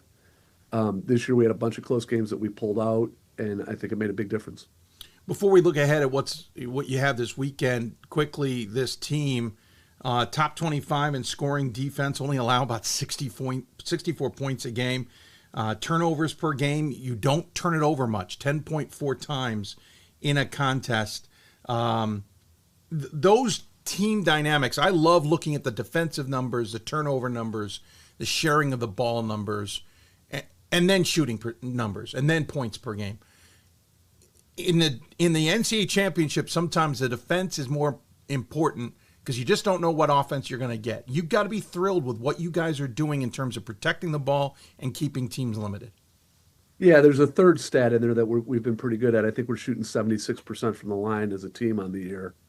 And, boy, you take the combination of not missing free throws, not turning it over, and making it hard for people to score, that's gonna put you in the mix. And then put us in the mix all year. And one of the things that really came about, Dave, that kind of separated us a little bit. We have a lot of good players, but one of our guys, Thomas Karowski, really kind of elevated things as the year went on, and kind of gave us a guy that just got us a lot of tough baskets in big games. And that kind of, so we had this team that kind of battled and fought and scraped and defended and didn't turn it over and were good offensively, but not elite. And then you had a guy who kind of became really tough to guard individually and made a lot of tough shots and could kind of create his own shot. That's what kind of took it to the next level for us. And I think that's what has me excited about the tournament. Yeah. I have a coaching friend who told me once, any good team has to have a human tourniquet. You have to have a guy who stops the bleeding. Yeah. And Thomas has kind of become that for us. And, in our league, there's a lot of good basketball players, and in a lot of big games, he was as good as anybody. That's a great analogy. I hadn't heard before. That one I'm keeping in my back pocket. That's Lenny, a great Lenny point. Lenny Acuff down at Lipscomb gets credit for it. So there you go. That one, and I think it's a pretty good line. No, it's great because at some point the team may make a run on you, and you need someone to come down who's got the poise, maybe the mentality, whatever, to be able to just go, well, let's turn this off. And it helps the team too to kind of know where they're going. Right. And not everybody has to be that. Mm-hmm. And I know teams that struggle with guys who are like, oh, I'm going to go be the hero now. No, you don't need to be. And some guys just know how to be, and there's the difference. To finish off his line, 32 points against WashU on Saturday to help clinch the tournament bid. He's now moved into top 10 in career points in UChicago history. He also ranks top 10 in school history in steals, field goals made, 3 points made, and free throw percentage. Yeah, he might be important. Maybe a future Maroon Hall of Famer. Another stat that jumped out at me, Mike, you guys are second in the nation in fouls per game. That means the amount of fouls you all commit, 12.9. You're keeping defenses in terms of low scoring, Mike, while at the same time, you're not committing a lot of fouls. And I'm trying to quickly look up what your field goal percentage defensively. It's still pretty solid at 42%. That's a fascinating combo package. Yeah, it's a recipe for success. I think if you do that, you're not beating yourself. You're making other teams beat you. And that's been a model we've tried to follow here for a long time. Is let's just not beat ourselves. Let's make other people beat us, and then come down the stretch. Let's see if we can make more plays than they can. Makes a lot of sense. Joe Barry, by the way, 12 points a game, 3.5, 4 rebounds per contest. Eamon Conn? Eamon Conn. Eamon Conn. Yeah. Sorry, Eamon. Yeah. I'll ignore the E next time. 10.7 points a game, 4 rebounds a contest. By the way, every single one of these guys dish out more than 60 assists, i.e. about 2.5 per game. Daniel Cochran also, I call him double figures at 9.6 points a game. All of them shoot better than 43% from the floor. All of them are a threat from beyond the arc, and all of them are a threat from the free throw line. Cochran, 81%, Conn, 94%, 71 for Barry, and 84% for Karowski. To your point, we're also getting the points on the line. So go ahead, try and stop us with fouls. we're going to get our points there. Yeah, we again, just kind of doing simple things really well. And, that's a model that's been out there. And I think this team has done that, and it's led to a lot of our success. All right, St. John's ahead of you. At home. I'm sure that's a double-edged sword. I made an argument with somebody earlier this week, I should say, that being at home is a double-edged sword. But you are at home. You get to sleep in your own beds, but you got to take on Pat McKenzie's squad, who's 24-3 this season. Winners of the conference in a game that's only taking place because, well, it's at your place. Yeah. What are you expecting from the Johnnies without looking ahead of the weekend? I know you got to get through this one first. Yeah, I mean, boy, I hope we get through this one. There's nothing to look ahead of because St. John's is awesome. They have a great basketball team. Pat does a great job. They're senior laden. I think it's 8 of their 9 top guys are seniors, and I think 6 of them are fifth-year seniors. They play well together. They play really hard. They're very physical. I mean, it's going to be a war. Let me put it this way. I hope it's a war, because if it's a war, we're doing a good job, and I think it's going to be a great basketball game, and we're excited to have the opportunity to have them here. It's going to be really fun for our kids to play at home, and I don't know what that does for you competitively, but it's fun for your campus community. It's fun for your team to be able to play in the NCAA tournament in your own gym, and I'm glad these guys have that opportunity. When you look at a team who, I'm double checking their scoring, their scoring offense is 80 points a game. Their scoring defense is like yours at 63 points a game.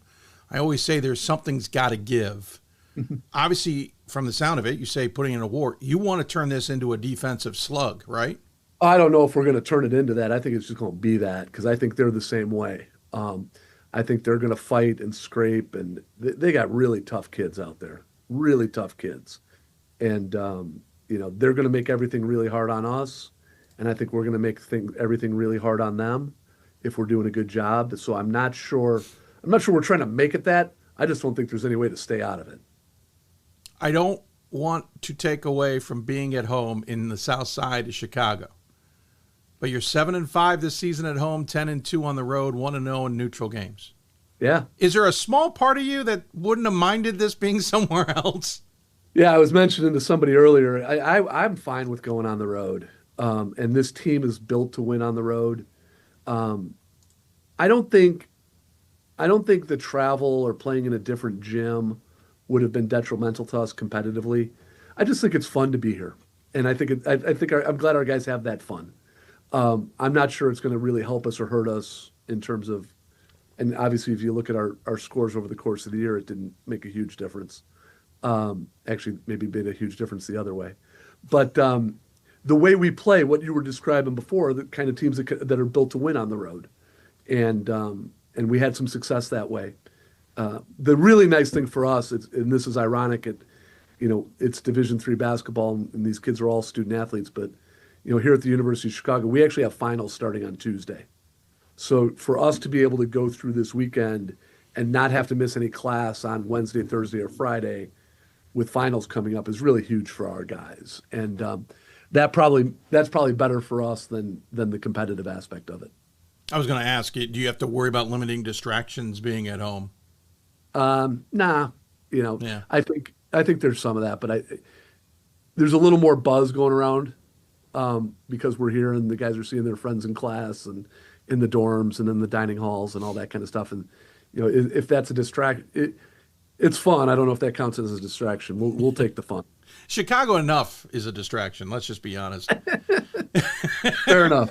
I know it's a distraction for you and I, for the McHughes and the McGraths of the world, for sure. Yeah, absolutely. Anytime I visit, I gain quite a few pounds of weight. Speaking of complete irony, I grab a coffee mug this morning. I don't pay attention to the mugs I grab. I happen to grab my one of my Chicago ones, and I'm sitting here chatting with you, and I bring it up to take a sip because everybody can't see the logo, and I look at it and I went, oh. For those of you who don't know, I grew up in Chi-Town. Mike, I know not to look ahead, but and maybe this is repetitive because we've already said it, but what's it going to take to get through the weekend and get to the second weekend in this tournament, considering IWU potentially, They got to get past their game, but IWU's on the other side too. Yeah, I can only speak to Illinois Wesleyan because we played earlier this year, and if we're lucky enough to play them or Bethany, it's the same thing. It's funny, Dave, and you and I have had these conversations over the years. There's all these conversations about brackets and MPI rankings and seedings and selections and pods, and I think sometimes it's overdone a little bit. I don't know that I don't know that anybody can really get screwed in this process, and I don't know that anybody can really get helped in this process. Fair. Because you're playing for a national championship, and you're playing against the best teams in the country, and nothing's going to be easy. Everything's going to be a battle, and we've got one with St. John's tomorrow, and then hopefully we'll have a few more, at least one more after that, and then we'll see if we can keep it going. But I think we have a team. I think we have a team that's built to, with some of those things that we talked about earlier. I think we have a team that's built to be able to win some games. We're also very capable of losing, so we'll see how it goes. When I see a team that's good on defense, I take note. If I see a team who gives up a lot of points, I always get a little bit worried about them. They've won championships, don't get me wrong, but it's usually a flag. Hey, Mike, you are on the NABC Board of Directors. You've been involved with the NABC on the Division III side quite a bit. If anybody's listened to our conversations, we always bring up the NABC, but it is an important part of the season at this point with the NABC. I figure I'll give you the floor here. If there's anything you need to get out into the airwaves, as it were, make sure people remember, whatever the case may be.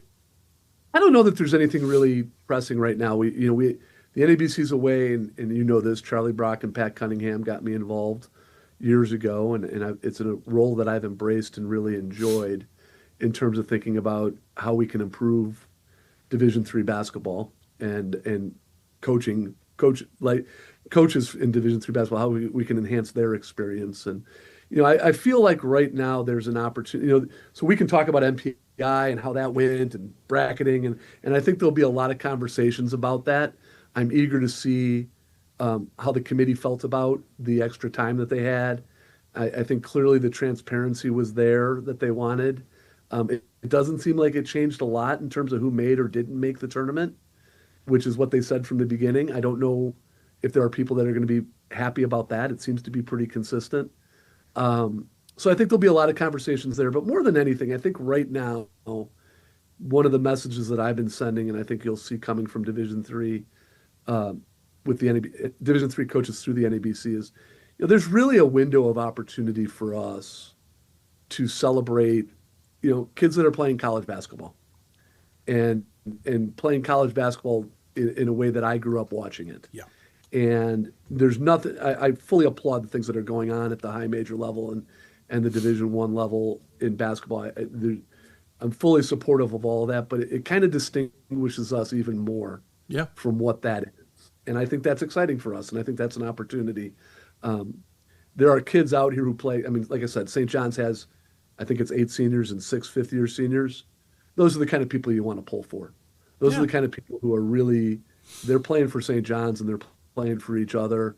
They're not playing for money or things like that. And it's a great story. There's a lot to be said for that. And I think there's a lot of that in our game at Division III. And I think there's an opportunity for us to talk more about that and see what that can lead to. You and I have talked a lot about that. That is definitely one we'll dive into probably a little bit more. We kind of talked a little bit about it in the postseason podcast over the off season as well.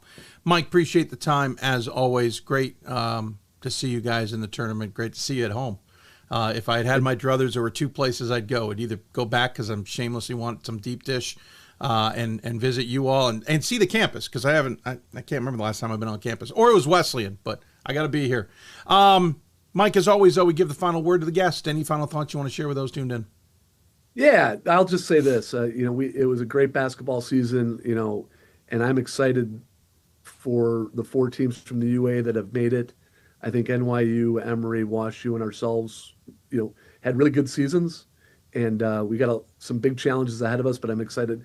Those are teams of really, really good guys led by really, really good coaches, maybe Chicago excluded.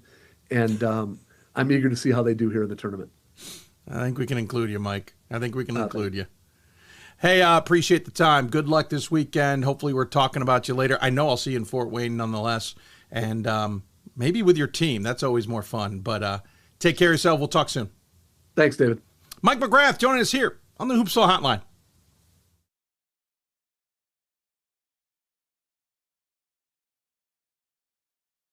Always fun chatting with Mike McGrath. Huge respect for him. We always have fascinating conversations. Folks, we don't always agree, but I always come away from it better educated and better understood of what is going on. When we come back, we'll take a break, and we'll talk about another team that is absolutely rolling into the NCAA tournament in John Carroll. The difference is they've had some challenges, and Pete Moran had to step away from coaching the team for a few weeks. We'll talk all about it.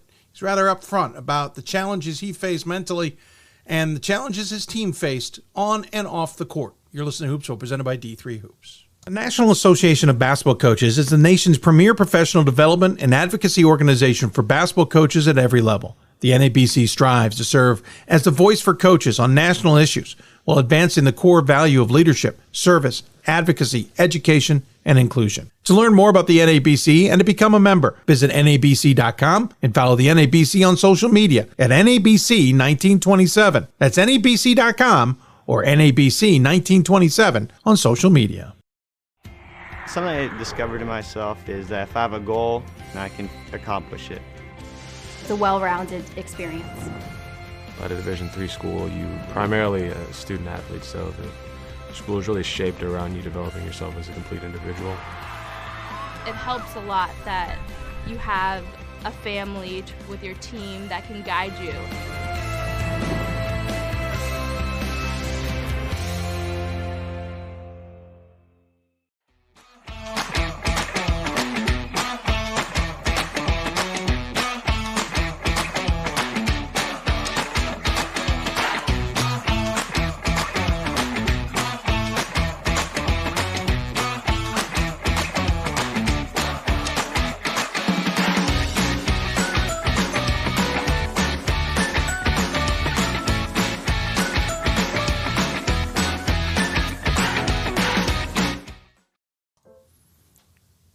Welcome back to Hoopsville, everybody, as we continue on this Thursday edition. By this time tomorrow night, most of the first 64 games will be in the books, and we'll be down to 32 teams. There'll still be some games ongoing. We'll talk more about it coming up as Gordon Mann and Scott Peterson will take a look at the women's side, Ryan Scott, and we'll take a look at the men's side, and we'll even hear from Pat Coleman on his thoughts on the men's side of the bracket. I think, actually, I didn't listen to his entire spiel. I'll be fascinated to hear what he has to say.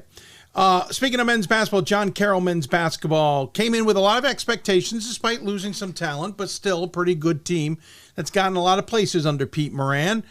They then hit a 4-game slide where not only they lost their star player due to a broken bone, but Pete Moran decided he had to step away from the program as well. He was dealing with a lot more than just X's and O's, student athletes, recruiting, and whatnot. He had a lot going on personally. Since then, the team's only lost once. They are absolutely clicking, and they've got a challenging weekend ahead of them. Pete and I dove into all of it best we could, considering you can't get to every bit of it. But we did have a long conversation that was worth listening to. Now joining us on the Hoopsville Hotline, it's the head coach of the Blue Streaks of John Carroll men's basketball. It's Pete Moran. Pete, good to see you, sir. Welcome to the show. Welcome to the NCAA tournament. Hey, thank you. It's always a pleasure. Listen, tremendous. You rolled through the second half, second 2/3 of the season. One loss in conference late. It was against Marietta, basically since January, one loss in conference. You rolled through the conference tournament after a little bit of a scare with Muskegon. We'll talk about it. You're into the tournament. You're believe it or not, Pete, you're 30 minutes for me. I'm going to end up skirting west of you this weekend, but I felt like I had to get you on. Congratulations. Thank you. Thank you very much. Yeah, it's been exciting. It's a long season, but we're obviously excited that we're still playing. Yeah, absolutely. And it's tremendous to once again see you all here. Let's just talk about what I would call the two parts of the season, the opening third and the second third, and that's an approximation. lot of expectations coming into this season, right? I think a lot of people looked at the 26-3 campaign last year, 17-1 in conference play, losing to Calvin in the second round, a Calvin team that was absolutely turning into a juggernaut last year, and saying, all right, this is it. John Carroll's going to be back. And you come out with a 108-90 win against Albertus Magnus. You thump Penn State Harrisburg by 19, and you beat Brockport. What were expectations internally, your perspective, et cetera, on what you all thought you would accomplish this year?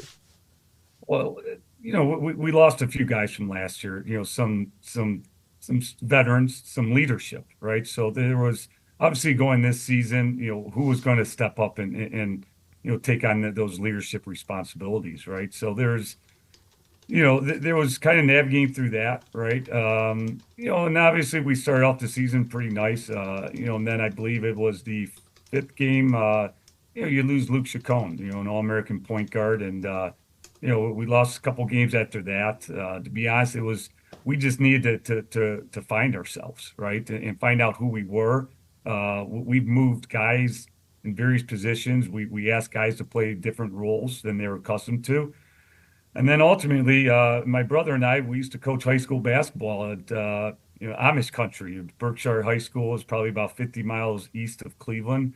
And we went back to our roots and kind of went with, how we used to play back then. We had some big guys that were pretty solid, a couple wing players that were decent, and kind of went back to our roots and refound ourselves and what we were trying to do X's and O wise. But and then you compound that with guys stepping up in leadership roles, and we were able to rattle off quite a few wins down the stretch. It's too bad the committee didn't send you to Franklin and Marshall and Lancaster. You could have been fully immersed back in that Amish world, just about 30 miles east of where you're located now at York. Yeah. That would have been a fascinating turn of page. When you look at how you all started, was there a lot of pressure on the team, just the team itself, that, hey, we got a high national ranking, there's people who think we should do well, and thus when you lose to Johns Hopkins, and I know there was an injury involved in that by 15, everyone's all of a sudden going, uh-oh. Sometimes losing isn't a bad thing. You know what? Yeah. You kind of, you're hyper-focused after you lose, and that's not only from a coaching standpoint, but our players, right? They knew the direction we were going in after we lost, Chacon. Wasn't the direction they wanted to go in. So, again, I think we got hyper-focused. We kind of redirected things, refocused on things, and, we have incredible young men at John Carroll. I know a lot of coaches, sit here and they say that, but, we're blessed with incredible young men that just want to win and want to compete. I'm sure there's obviously the high expectations. I mean, they read the articles and the headlines, et cetera. I mean, they're humans, right? And, so that was, again, a 2-week period where, yeah, it was kind of somber. It was somber, within our locker room and in our coaches' offices. Yeah, you lose 4 straight. Hopkins by 15. Emory got you by 15, all at the Great Lakes Invitational. Then you come into conference play, lose the first 2 against Mount Union and Ohio Northern by 1 to ONU, by 9 to UMU. And listen, I know I was sitting on the outside looking in going, uh-oh, I know Sacon's injured and all, but I've seen other teams who've lost their best player, not skip a beat. I've seen other teams obviously skip a little bit, but 4 straight was concerning. To your point, there was a little bit of panic there. Was it almost good that you got a week off, and we'll cover some of the other stuff in a moment, but almost good that the program got a week off before Marietta to maybe settle things down a little bit? I think that week was probably where we did our best job coaching. I'm blessed with a tremendous staff, right? Most of them have been head coaches and been with our program for a while. So obviously we brainstormed and looked back on film and had conversations. You know what? It helps when you have, in my opinion, another All-American, Luke Frazier, that you can rely on, right? And then we have 3 or 4 big guys they're pretty darn good. And, knowing that, we could get the ball inside a little bit, and we also have a pretty good point guard that was shifted from the 2 spot to the 1 spot, who was probably more of a natural point guard. it was just finding the other pieces that would fit in both on the offensive end and defensive end. This team, we'll talk maybe a little bit more of the details now, but there was more going on, Pete, that I don't know if everyone fully understands. I know it's been an open topic per se, but it hasn't, I don't think, made the waves necessarily, or people just won't talk about it, but let's talk about it. You stepped away from the program. Dave, I hope I say this right, Wojciechowski, right? Got it? Good. Yep, nailed it. Stepped in as the interim head coach for a little bit of time here, at least for the end of the 24 part of the season. And you stepped away because, and this is kind of what my question was about, the pressures of what expectations are. You stepped away because you needed a mental break. This life was catching up fast. Well, Dave, I think, it was anxiety. And, what diagnosed with anxiety and depression, in this profession, any profession, right, there's stress that comes with jobs, right? It's what you make of it. And, I've always undiagnosed dealt with anxiety symptoms, but I didn't know what they were. It's not like I love my father, but it's not like he sat me down at the kitchen table when I was 15 years old and described, some thoughts that you might get. Fair. So I think this time around, it was lack of sleep, eating, but the biggest alarm that went off in my head was the fact that I could not control thoughts.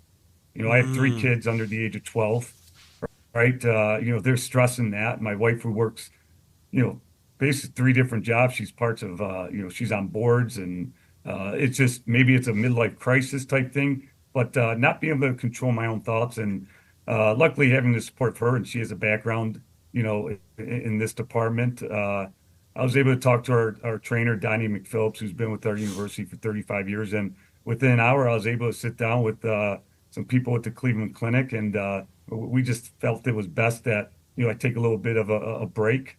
I thought it was also important to have that conversation with my children. They started to ask questions to my wife. Why is Dad in his room for the last 7 days, and why hasn't he left? So having those conversations I thought was important. And I ultimately, my wife and I both decided that, hey, we're going to talk to them about it. I think, God forbid my children ever experience anxiety or depression, but, maybe just having that conversation with them, maybe later in life, if they ever experience it, they know they can call Dad and have a conversation about it. That is, to say the least, so mature. It is so antithesis of what it normally is, Pete, because I'll be honest, I should say, I'll be honest with my thought. I'm curious your perspective. There had to have been a part of you who's come through, as you said, your dad, who I suspect maybe understands what you went through, didn't sit you down to explain this at either and what he deals with. I know those who deal with some of those anxieties as well. I don't want to speak for them, but I get that everybody's unique. But as a basketball coach, in the middle of the season, under the pressures you have, to even think or have the discussion that you're dealing with this and even broach the idea of stepping away from the program, those are significant, Pete. And I'm when I heard about it, I was more impressed that you were open to even discussing it to anyone. Forget me, I mean anyone. And open to the idea of, yeah, I'm going to step back from the program. A program that's got high expectations to boot. What was that evolution like? Well, I mean, it wasn't a one day decision, right? No. It was compounded with, even in the preseason, even in the summer, having a couple of panic attacks and not truly understanding what I was experiencing, and kind of just navigating through that. But I keep pointing back to not being able to control thoughts. Listen, I love to golf. I wish my wife would let me golf every day of the year. So I would try to envision myself piping a 280-yard drive down the middle of the fairway, and I couldn't do it.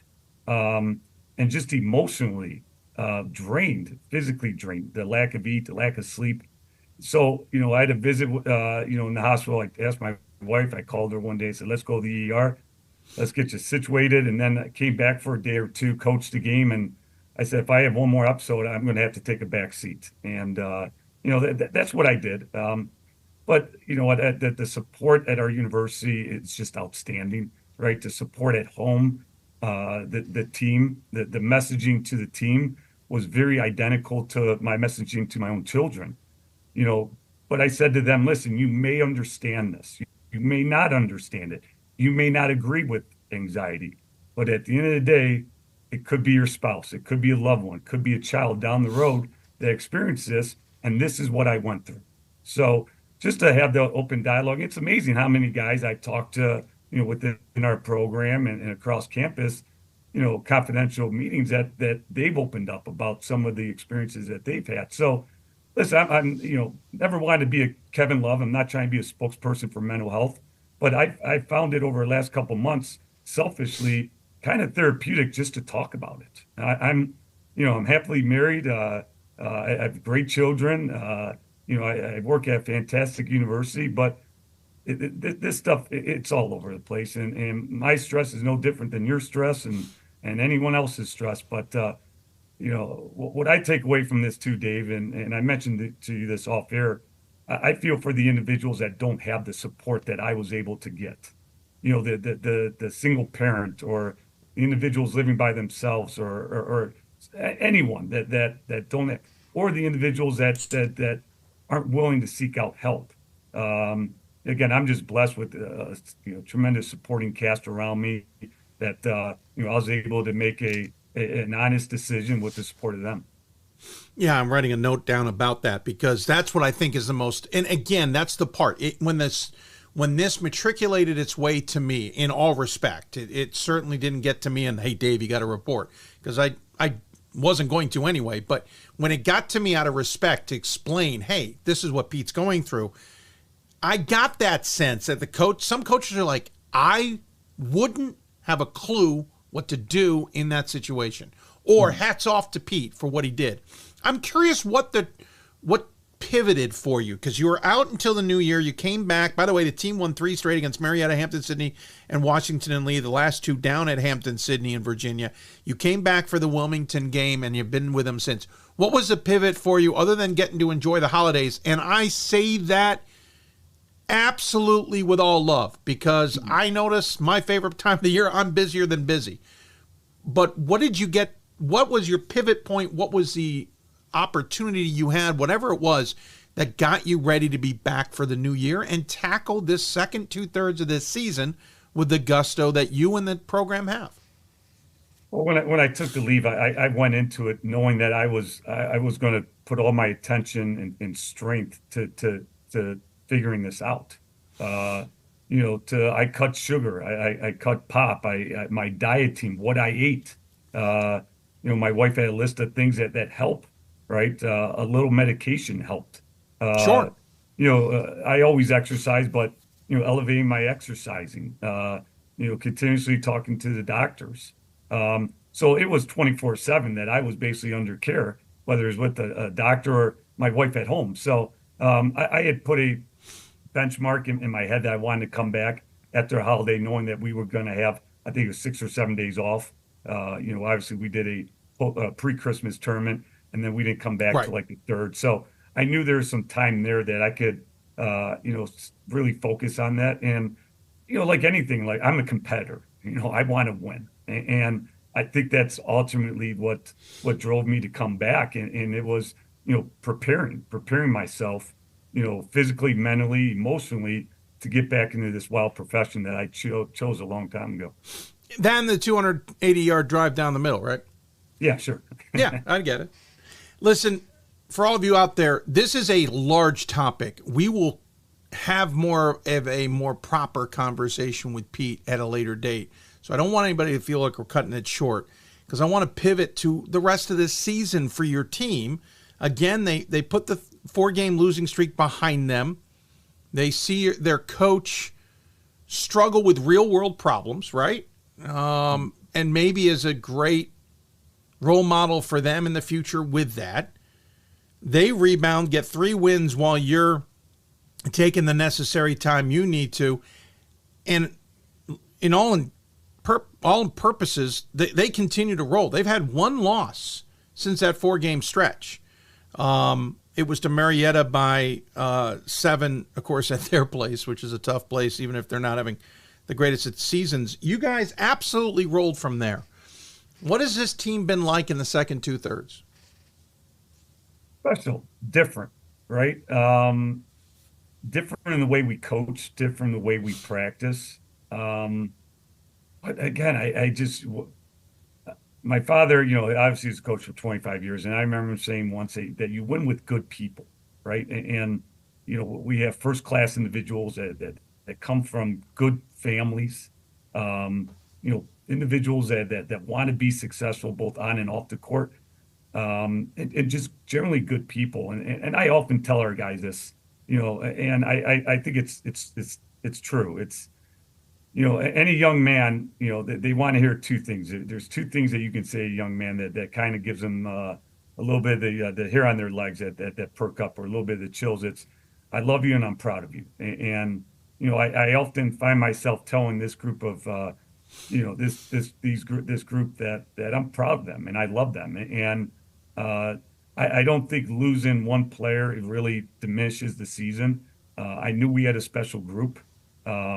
It was just a matter of going through some obstacles, and probably losing those 4 games were probably the best thing that ever happened to us, really, because it kind of turned our attention and made us a little bit more hyper focused in how we do things on day-to-day routine, whether it's the weight room or time on the court. So it's been special. It really has been. I mean, to think in December that we'd be in this position, it probably was the furthest thing from my mind. Yeah. Right. But again, I just keep reflecting on the individuals and the 8 seniors that we have, and they've been through battles. That helps too.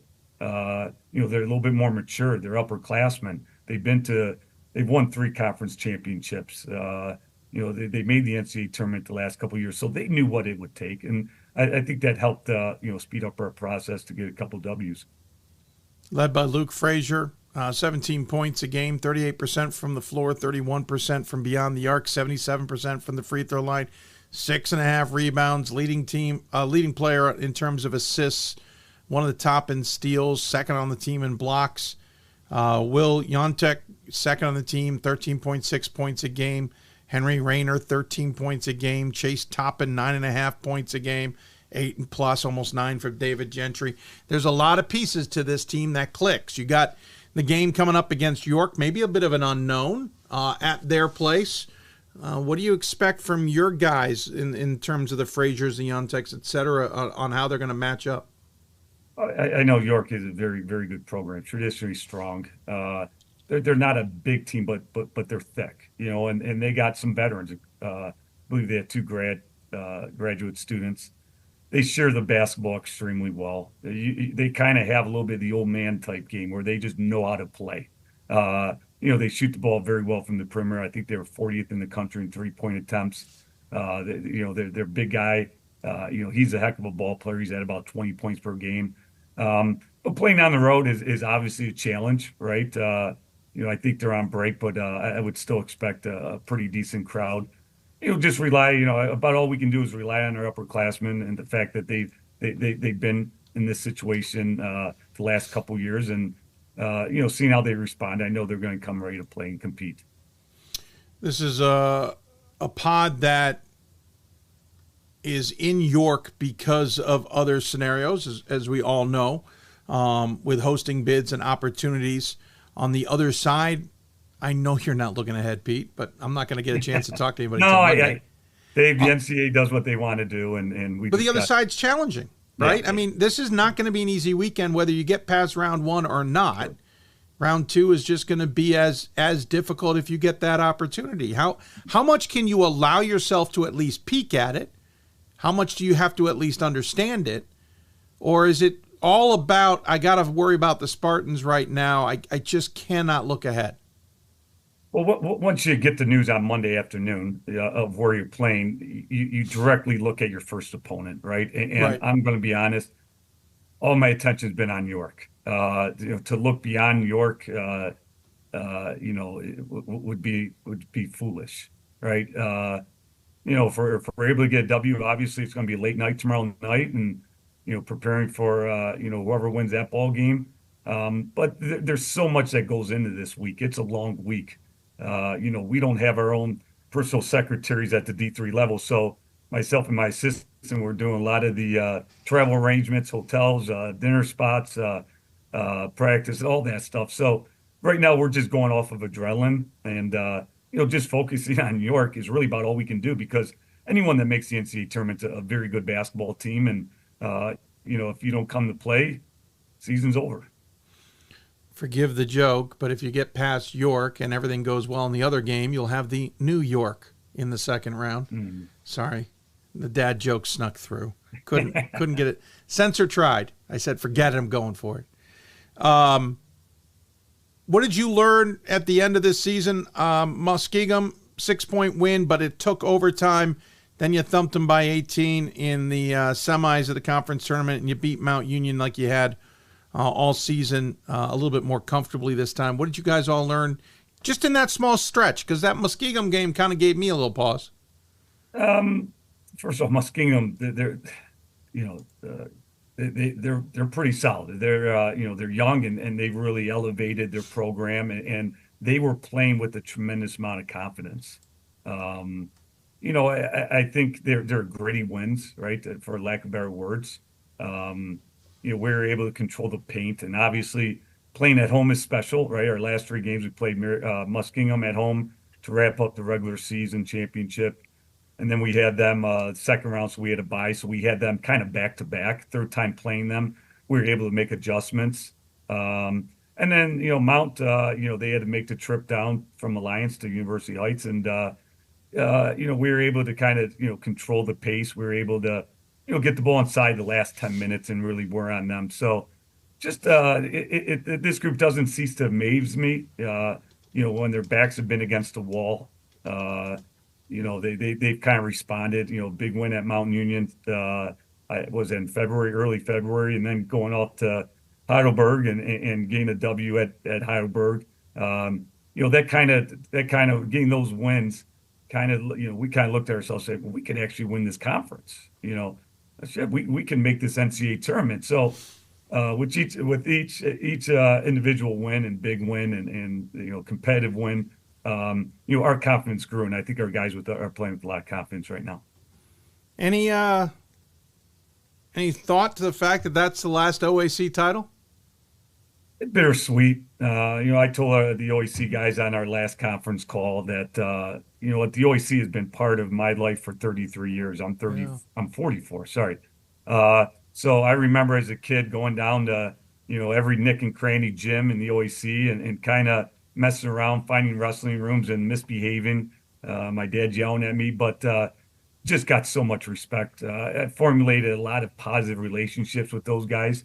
They've gotten to see my kids grow up, and I've gotten to see their kids grow up, right, as ball boys or ball girls. And it's bittersweet. I can't thank the OAC enough for allowing us to be a part of it. The NCAC, great opportunity.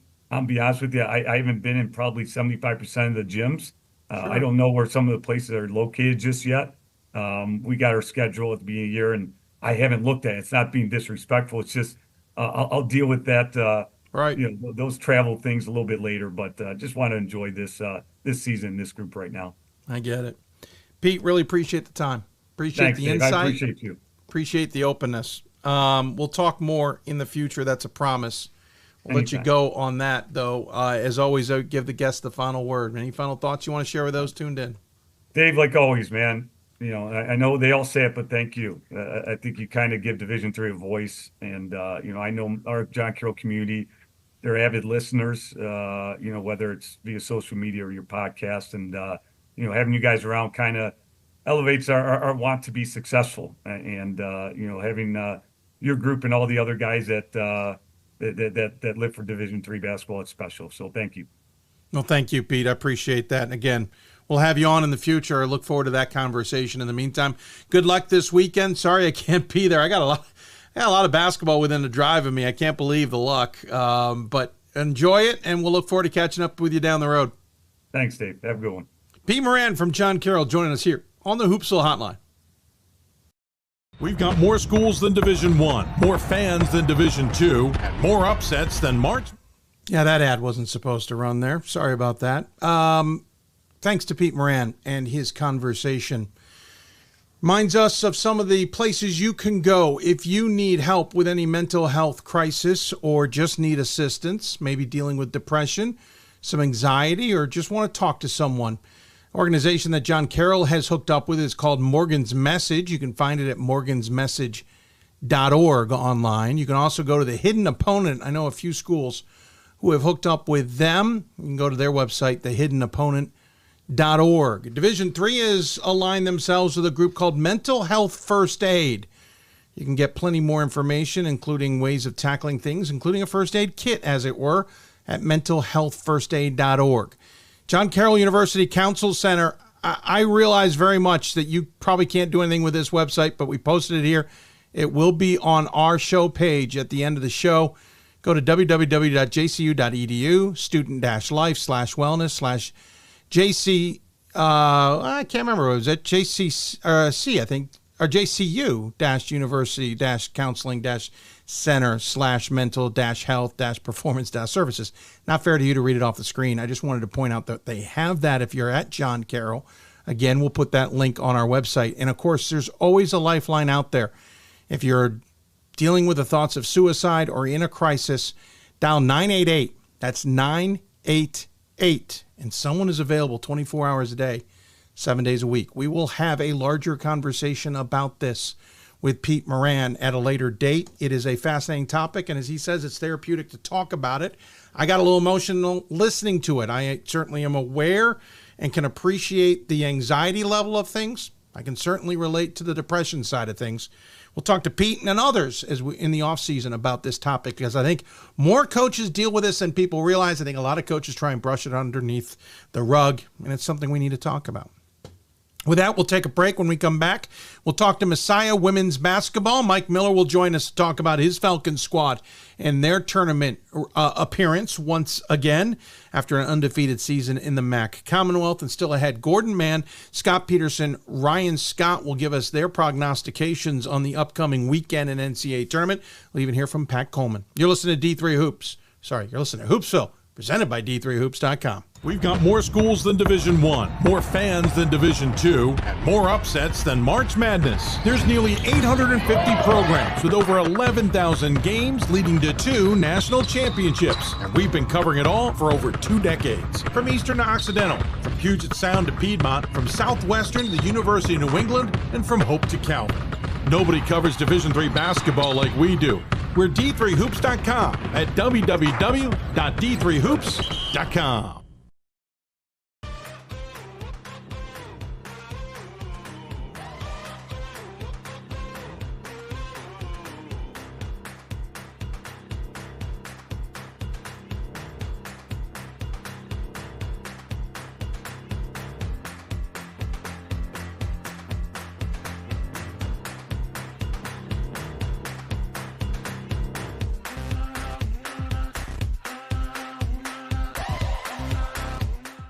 The National Association of Basketball Coaches is the nation's premier professional development and advocacy organization for basketball coaches at every level. The NABC strives to serve as the voice for coaches on national issues while advancing the core value of leadership, service, advocacy, education, and inclusion. To learn more about the NABC and to become a member, visit NABC.com and follow the NABC on social media at NABC1927. That's NABC.com or NABC1927 on social media.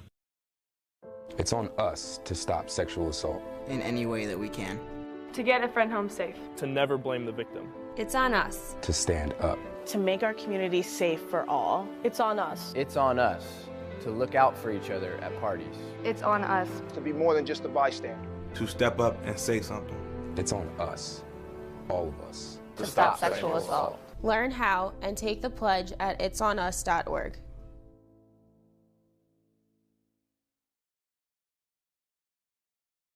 If I lose, I'll respond with respect. If I win, I'll back it up with humility. If I fail, I'll rise up with honor. It's tough for us to put it all on the line. Don't undo my hard work with poor sportsmanship. Respect. It's the name of the game. Coach of the Year, Administrator of the Year, All-America Team, Wade Trophy. The WBCA doesn't just honor coaches, but players, administrators, and much more. The WBCA strives to honor those who have contributed to the advancement of women's basketball. Celebrate the present, honor the past, look to the future.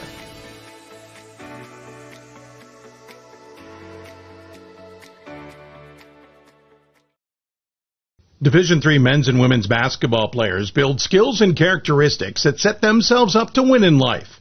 How do they translate those skills when the ball stops bouncing? They join Dream Team, the network built by and for athletes who want to leverage their competitive advantage in careers and business. Find your post-basketball calling, your next team, and learn how to win big at DreamTeamWins.com. That's DreamTeamWins.com. I used to never really talk. Ever. I was afraid if I said something wrong, everyone would laugh at me. But then I started to play golf with Special Olympics. It helped me to find my voice. And now everyone else is speechless. Welcome back to Hoopsville, everybody. Hope you're enjoying the show. If you got questions for us, you can always tweet us or social media with us somewhere. At D3 Hoopsville or hashtag Hoopsville. You can also join us on Facebook, where we did get the live stream. I meant to say up and running earlier in the show. Just look us up at Hoopsville there.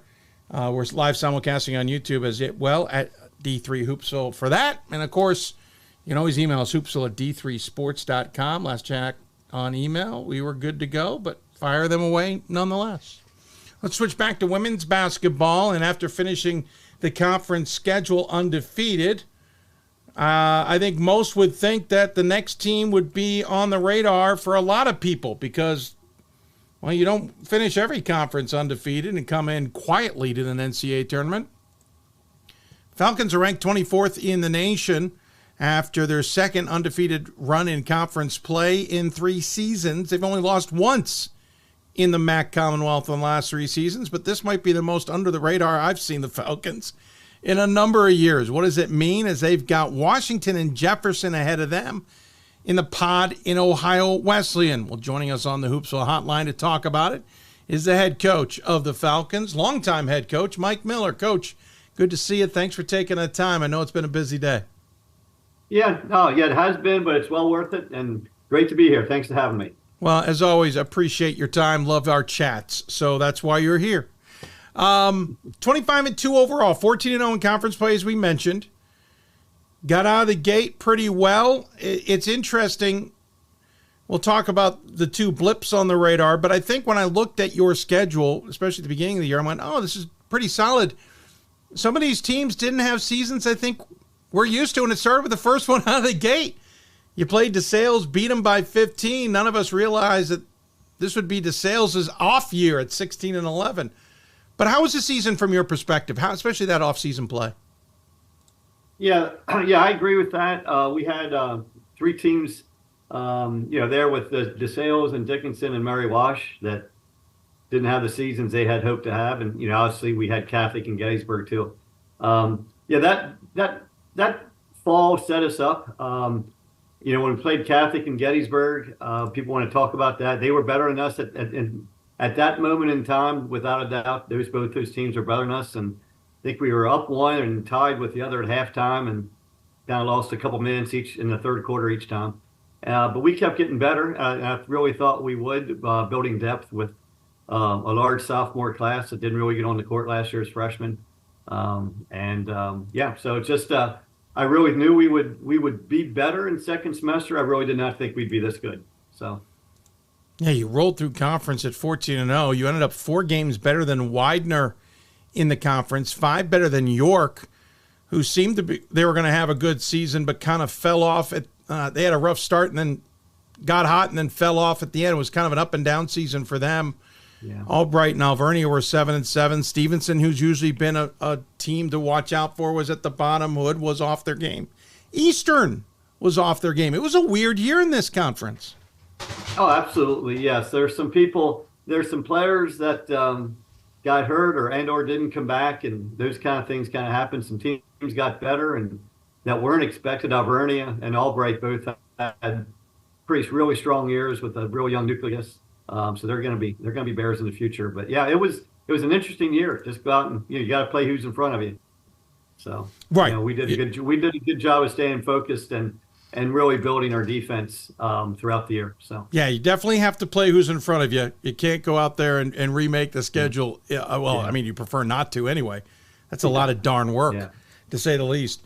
But again, you've only had one loss in the last 3 seasons, even in a competitive Commonwealth Conference. Right. This program that you've built, Mike, has just been consistent. I have to go back to, other than the COVID year, I have to go back to 2010, 2011 season to find a sub-20 win season, and that was 19.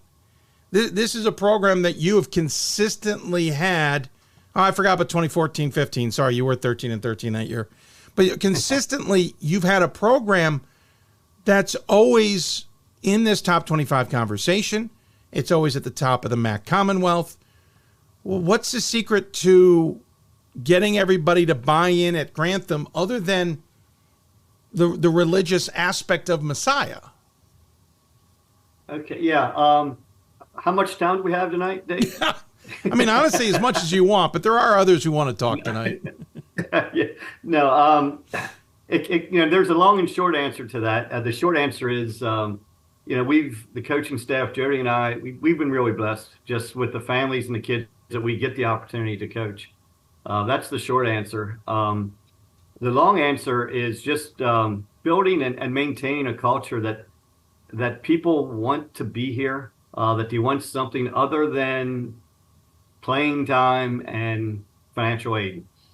And creating that culture where there's more to it than just playing basketball games, and just staying in that place. And when people get to us that are the right people, the commitment is through the roof. We're not for everybody, but there's just a really high level of buy-in, even not just the players but the parents too. And winning does help. And I mean that in a very true, serious way. But the winning doesn't happen without the buy-in. Because I mean, this particular year, our team is so much better than the sum of its parts. It's the synergy that we have on and off the court we're just connected, and it's very obvious in how we're moving the basketball now and in the way we've been playing defense all year. So. It's hard to read, though. As we just alluded to, kind of an off season, so I jump into the stats, right? I try to get a tea leaf understanding here. Yeah. You're second in the nation in scoring defense, only second to Scranton. You're only allowing 46 points a game. They allow 45.6. You're first in 3-point percentage defense.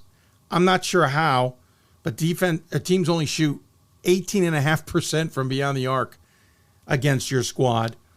You're top 40 in field goal percentage, period, at 32%, or 42%. That's this dichotomy I'll get to in a moment that's just hard to wrap your head around.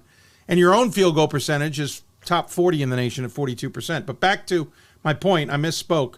Field goal percentage defense is 33%, but still 33% and 18.5% from beyond the arc. Those are staggeringly A, low numbers, and B, vastly different numbers. What's the secret in your defense? And I thought I knew because I've seen a lot of defense. Okay. Sure. 100%. What we have done in the past, we've kind of got some ideas at the convention last year. We knew we'd be smaller this year, and we had to do something. And we basically put our defense, our help defense, and the things we do on steroids, and just covering ground and helping each other and changing language and changing some rotations. And this gets into the question of consistently winning. We tend to change stuff on a yearly basis, especially offensively, to fit a roster. It's the thing for us is finding the right kids, and then we figure out the basketball piece later. And we really have the right kids, and they would do anything that we've asked them to do. There's such a trust. The other side of that is there is so much pride into not giving up an open shot, and that includes an open three. We don't have a stat on this. I think we have more blocked 3-point shots this year than we've had in the last 20 years combined. Like, we have the Harden kid and Melanese, Chloe Melanese, and some others that are just, they will not allow an open shot. And they're blocking 3-point shots, and this is the women's game, not the men's game. So there is a definite buy-in, and that 3-point defense. Like, I think we're something that I think there's only been 56 made against us all year, and that's just crazy if you think about it. It's only like 2 a game. So because there's so many teams now are the 3 and the 3, the layups and the threes and the layups and the threes, and we're working really hard about taking those away and assuming that they're not working on the mid-range game. So, yeah, it's some staggering numbers. Let's talk about this team. As you mentioned to some of the players, Reese Harden leads the way, 15 points a game. She's got a team-high 27 blocks, which is 1 per game. Liv Monturo, she's got 13.5 points per game. By the way, they both shoot very well. Monturo shoots 53% from the floor. Harden shoots 46% from the floor. Both shoot free throws well. Montoro pulls down nearly 7 rebounds, has 18 blocks herself. Chloe Melanese? Melanese. Apology, Chloe. Yep. Shoots 41%, 34% from beyond the arc, 71% from the line, while pouring in 10 points a game, pulls down 6 rebounds per contest, steals 91 times in 27 games. Yeah. I'm just talking about that trio alone, Mike. Well, I'm blessed. Yeah, well, you are. There's a little bit of coaching, but it's a lot more of them. But like for Melanese, like she's top 10 in the nation in steals, and we don't press. That's just all inside the half court defense, reading things, getting to things. You talked about Harden having 25 block shots. Probably 15 of those are block threes.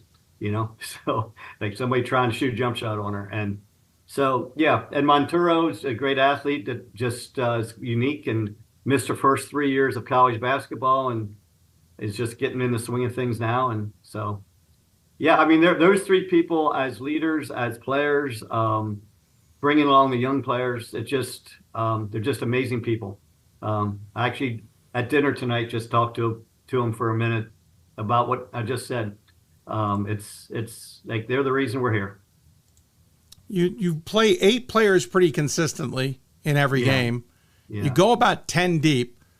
There are players who've gotten into about half the games, but majority of the season, you've only gone to about an 8 to 10 player rotation.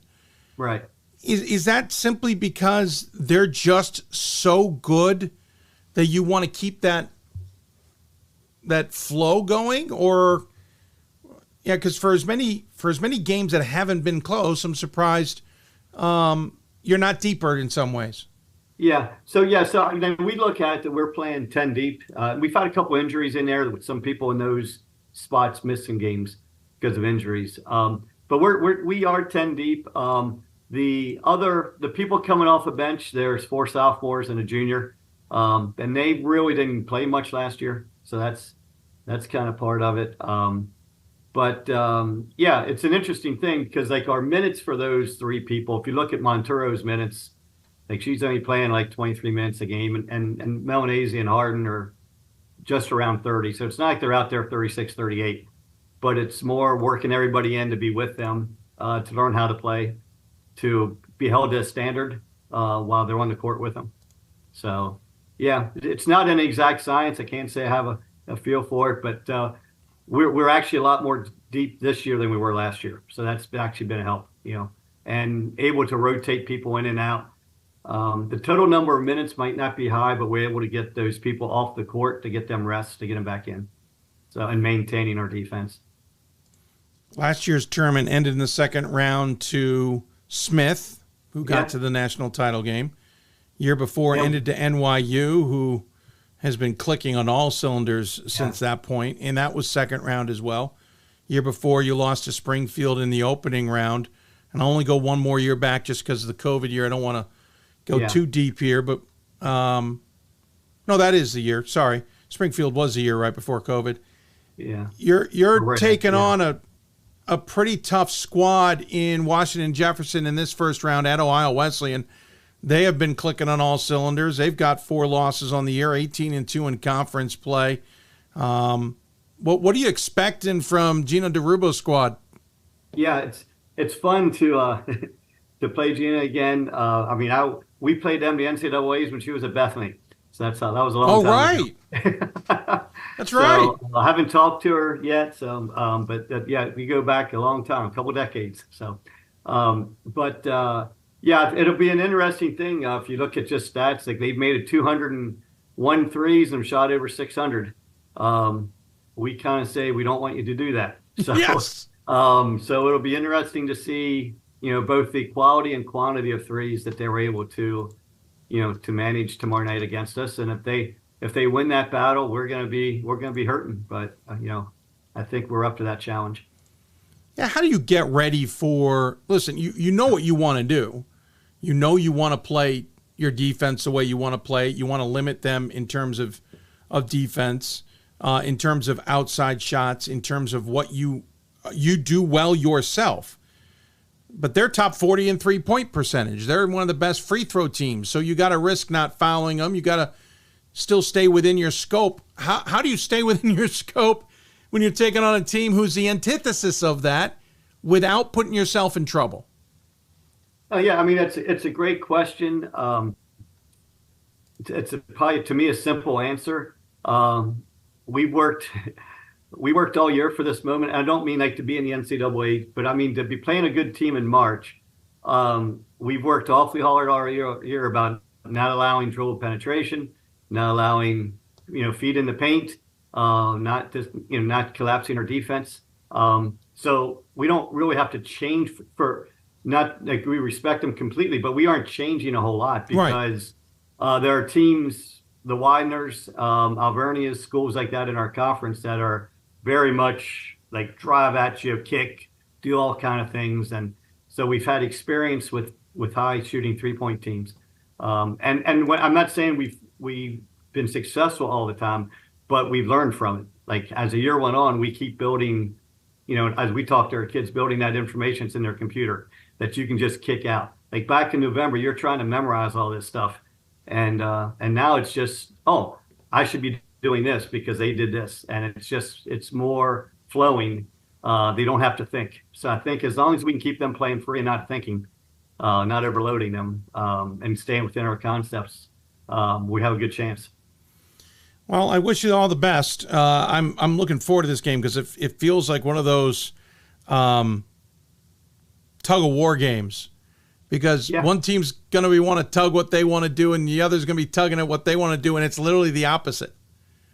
Right. No, I totally agree. It's to me, it's just really enjoyable because I respect them a whole bunch, and Gina obviously. And there's just so many ways you can play this game of basketball. There's both offense and defense, and it's just what as a coach, what are you passionate about? So that you can sell it to the kids, and they can start believing and. One way's no better than the other. This is what works for us. Sure. Because there's, and so it's exciting to go be challenged like we will be tomorrow. So speaking of opposites, before I let you go, sad news out of Messiah, at least in the rumor mill, that Rick Van Pelt on the men's side is no longer going to be the head coach. You two have been there forever as a duo. I was quickly looking up Rick before we went into this segment. I want to confirm. I think he was in his 22nd season, if memory serves, or if this info's right. Back-to-back 5-win seasons, tough way to go out. What's it like to see a longtime cohort like that step aside?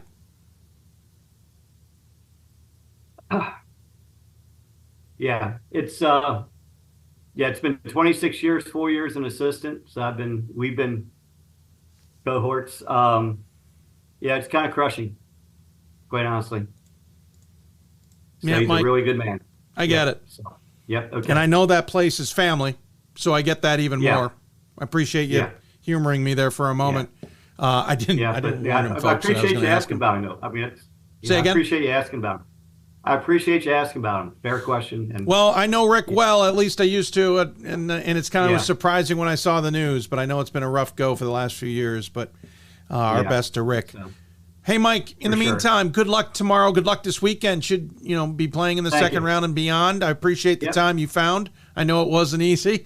In the meantime, as you know, Mike, we always give the final word to the guest. Any final thoughts you want to share with those tuned in? Yeah, just for anybody listening, just man, basketball is a great sport. Dave does a great job promoting Division III basketball. And if you're out there, support him, support Division III men's and women's. It's just a real unique, special place and to be a part of. So, and thank you, Dave. Well said, Mike. Thank you for that. I appreciate it. Again, good luck, and look forward to catching up with you down the road. All right. Thank you. Mike Miller joining us here on the Hoopsville Hotline. We'll take a break. When we come back, the guys will join us. We'll talk about who they think on the women's side you should be watching out for in the tournament, and on the men's side too. We'll hear from Scott Peterson and Gordon Mann first, and then Pat Coleman and Ryan Scott. You listen to Hoopsville, presented by D3 Hoops. For the love of the game. But for those of us who are Division III student athletes, it's more than that, a lot more. Sure, the game is important, but as we work so hard to build both mind and body, it's more about team. That is why NCAA Division III teamed up with Special Olympics, and in giving the gift of sport to those for whom it seemed an impossible dream, we are working to make this a better world. Help us keep that dream alive. You can make a difference. We are the coaches of women's basketball. We are leaders and teachers, dreamers and winners. We are professionals who conduct ourselves ethically and with integrity.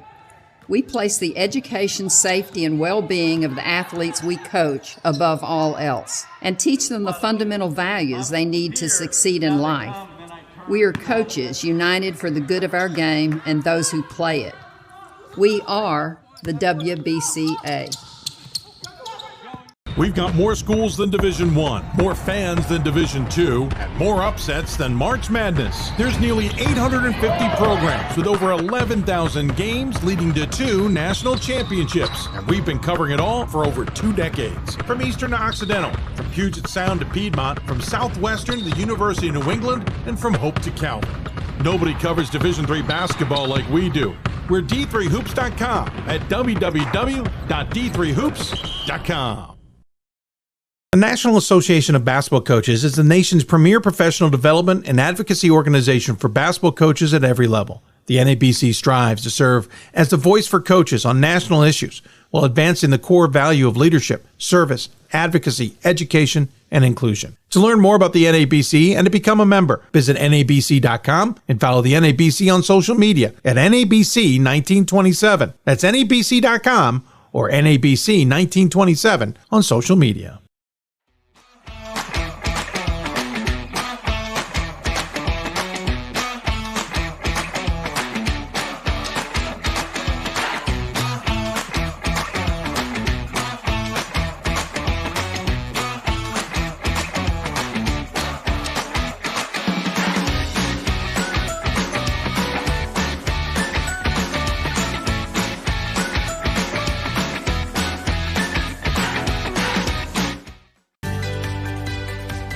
Responsibility is being accountable for your words and actions, first and foremost. It also is an obligation to be a positive influence in the communities around you.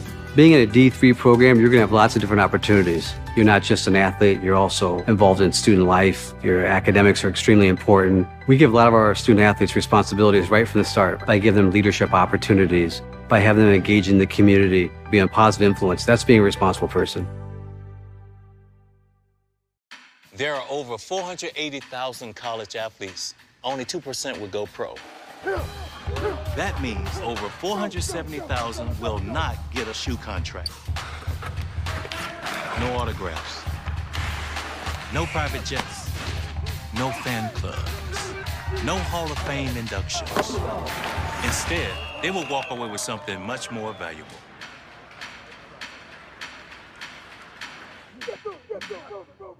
I did receive a non-athletic scholarship upon entering school. I got the presidential scholarship, which was huge for me. I think there's more opportunities for academic scholarships in Division III. I did receive academic scholarships. Just being involved on campus, being a leader, all those things combined kind of get me recognized. It's a great experience for me.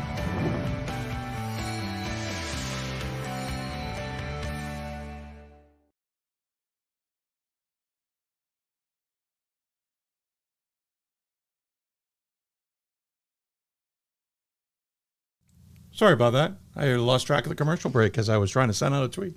If you got questions for us, send us a tweet, send us an email, send us whatever you'd like.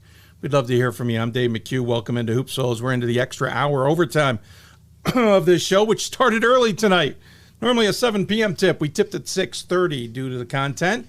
We're pivoting now towards, well, not pivoting on women's basketball, but towards the tournament in the weekend ahead. What teams should you, or what games should you be keeping an eye on other than maybe the obvious ones? What teams may surprise you this weekend, especially if you're not paying attention? Join us on the Hoopsville Hotline to talk about it is Gordon Mann, D3Hoops.com senior editor, and self-described D3 analytics nerd, Scott Peterson. Join us here on the show. Scott doing a yeoman's work on the women's NPI and projections this year. Scott, first and foremost, since I have a formal chance to do this on air, tip of the hat to you, sir. I think that worked out pretty nicely. Quickly, before we dive in, your thoughts on just the fact that this went all data and you got to literally play in the pool, as it were. Yeah, I don't know what my thoughts are exactly. I think people did enjoy the exact knowing of where they stood for the most part. And I think it allows us to have conversations about changing dials if we so desire a change, rather than just discussing a more esoteric, we didn't like this team getting in, or us being ranked 9 in a region, or, a much more vague discussion. Yeah, I do kind of miss those conversations. But I mean, listen, I also, as I've said, grew up in a heel point system, was what it was called in Maine. So I get it. I understand the premise behind a lot of this and its purpose. Gordon, from your perspective of seeing this all done with coaches making decisions or admins making decisions and whatnot, what was it like to just know you could look up an NPI number? Well, I was just looking up Scott's stuff in the past anyway. He was pretty good at predicting what the committees would do. So that's true. But I like the transparency of it. I like the automatic update of it. It does take away some of the drama and the excitement of selection, or the bracket release. It's so you lose I think it was Emily Dickinson who wrote about anticipation being half the enjoyment or whatever, and so you've lost that anticipation. But I think what you gain in return in terms of transparency and knowing is pretty good.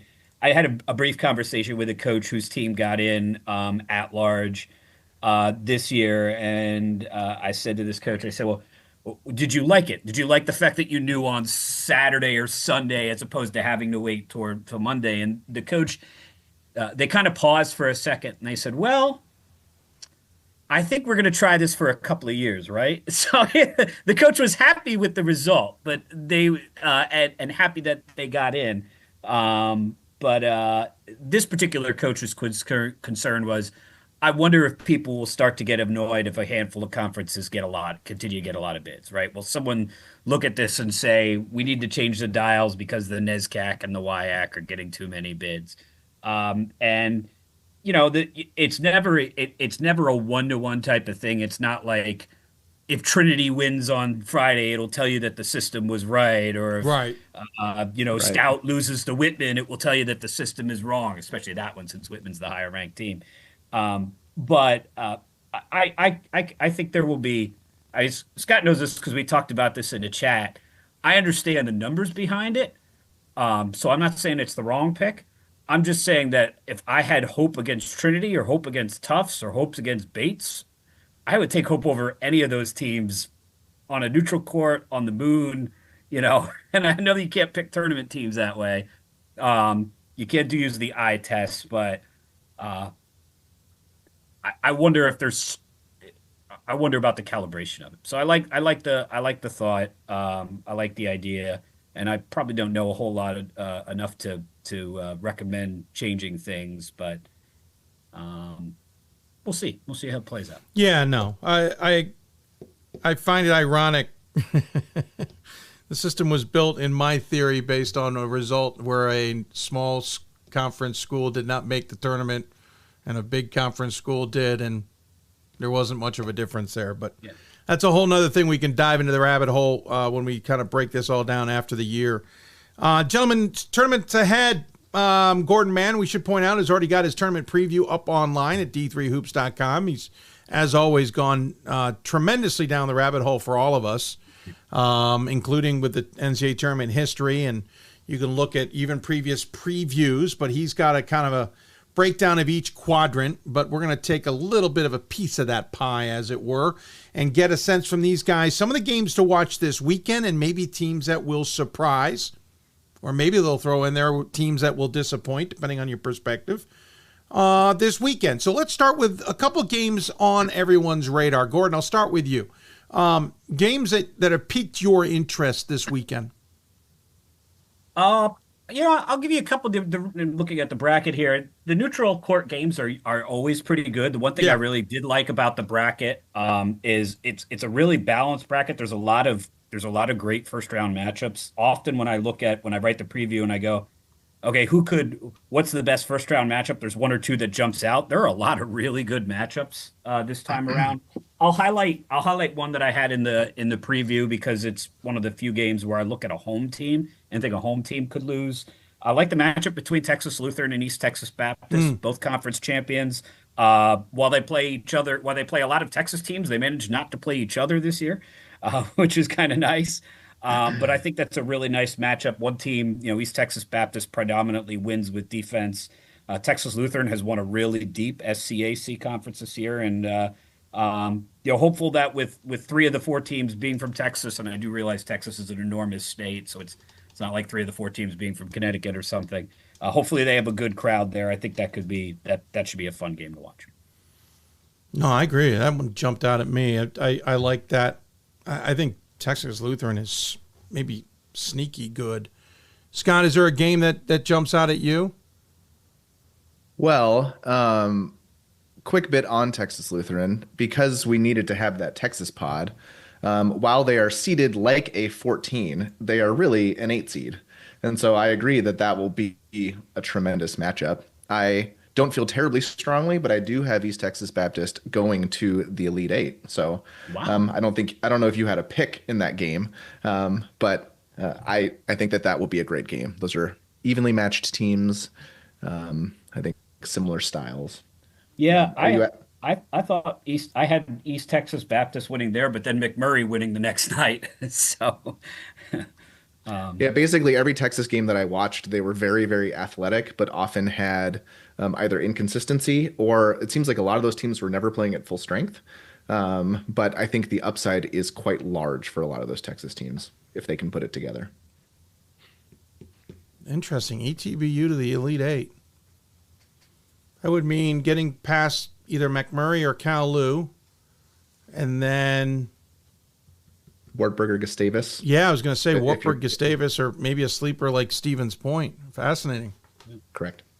Interesting. Yeah. Well, remember, Wartburg lost both games in Texas. I realized it was over the holidays. I realized it was on the road, but there's East Texas Baptist has beaten them once before, so that's certainly a reasonable pick. Yeah, absolutely. Scott, what's your game? Or many, but pick one for now.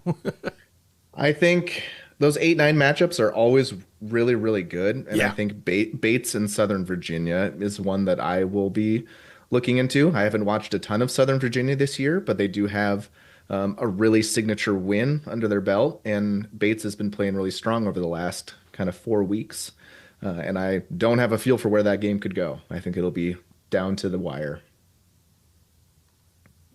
Bates is, they've been kind of off my radar because the NESCAC's been so full of good teams that I'll be interested to see. I can't remember, is Berube a senior this year? Don't know. I don't remember. I don't was not remember aware if she she's was a on junior the or team. senior this year. Just a side note. All right. Sky, you got a second game by chance? Well, we can go to one of my upset picks. I filled out a bracket to kind of keep myself honest, and I only had 4 upsets in the first round, Really? which feels low. Yeah. Bound to be incorrect, but one of my larger upsets is I'm picking Brockport State to take down Elizabethtown.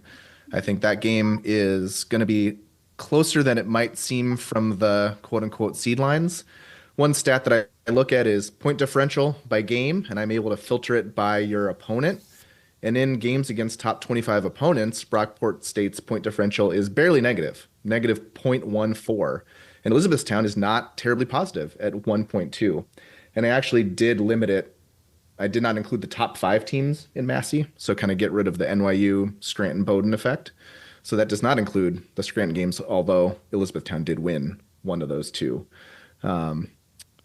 But really, really narrow matchup there. Brockport State is rarely wins the boards, but plays at a high tempo. So if they are able to dictate the pace of the game more to their liking, I think that could put E-Town on the ropes. But if E-Town takes care of the boards and slows the game down, then it swings back towards Elizabethtown. Yeah, that's a good matchup. I had I think I almost called them the Suniac teams because they're Empire 8 now. I think both of those teams have a chance to beat the landmark teams. I think SUNY Geneseo, I think they would have a chance to beat Catholic in the first round too. I think once you take Scranton out of the mix, I think the next 2 teams down in Landmark who are really good, I don't know that the gap between them and the Empire 8 teams is all that great. Interesting enough, we're talking about Empire 8 disagree teams. with you, but you know. Sorry. We're talking about Empire 8 teams that were former SUNYAC teams. That's right. Yeah, that's the wacky part here. Yeah. Two other storyline games. I don't know that the games themselves will be close, but from a storyline perspective, one is Trine in Transylvania, a matchup that's happened in the NCAA tournament twice, not too long ago in Elite 8 games. Obviously, Transylvania is a different team, but you wonder if they can channel some of that magic one more night against a Trine team that I think is really good, and I think they have a chance to. I don't have them in the Elite 8 because I have them losing to Illinois Wesleyan in the first weekend, but I think Trine is really good, and that's a fun storyline.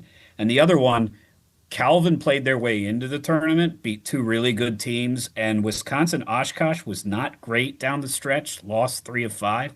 I think Oshkosh wins that game. I think Oshkosh wins their bracket. But if you're a believer in momentum, maybe Calvin has a chance to make that an interesting game. And I've watched a lot of Calvin this year, and they were not just on a hot streak. They had some players playing at a different level than they had played at all year. That could be more sustainable than just a hot streak. I'm trying to remember where they are in the darn bracket. I can't seem to. Oh, there they are. Yeah, that's on the other side with Bethel and DePaul, which I think is fascinating on the other side of that pod. DePaul maybe not, Chris probably doesn't have the team she normally has, but they got the conference title. And you got Bethel, who's been definitely in the wings of Gustavus Adolphus. Gustavus Adolphus' only loss has been Bethel. So that pod in itself is fun to see. And who comes out of it is going to have to take on whoever comes out, as you mentioned earlier, the Trine Transylvania or Illinois Wesleyan Center pod. To your point about it being balanced, Gordon, there's so many games where you get to the second weekend, first game, the round of 16, and you kind of go, oh, my Lord. But even in the second round, there's some games like that where you just kind of shake your head going, wow. Like Messiah, we just got done talking with, they're playing Washington Jefferson. I think that's just a fascinating, as I called it, tug-of-war game, because there's going to be one team who wants to absolutely shut everything down on outside the arc, and another wants to shoot it. But then on the other side of it is Ohio Wesleyan and Immaculata. Ohio Wesleyan, let's presume, makes it through.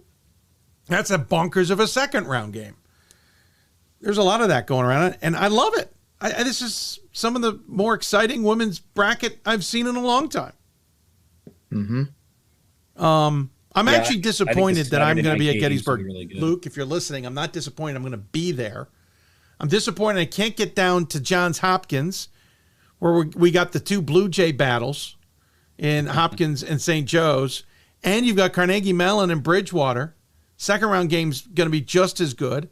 And on the men's side, York and F&M have good pods. All of those are within an hour of me. Bad year to be employed by a school and needing the paycheck more than anything else. Scott, any other game? Or let's pivot. Team that's going to surprise in general. Any other storylines or teams that are going to surprise in general, Scott, from your perspective? I'll give you my 5 lower seeds.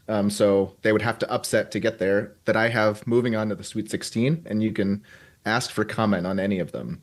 But I've got Carnegie Mellon, Colorado College, Wisconsin Stout, Trine, and Washington and Lee, all moving on to the Sweet 16. Washington and Lee would be the biggest one over Baldwin Wallace. Yeah.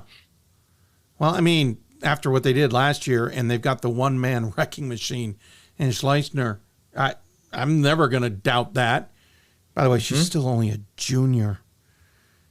Oh, she's tearing the record. Scott, you like Trine over Illinois Wesleyan? Tell me about that one.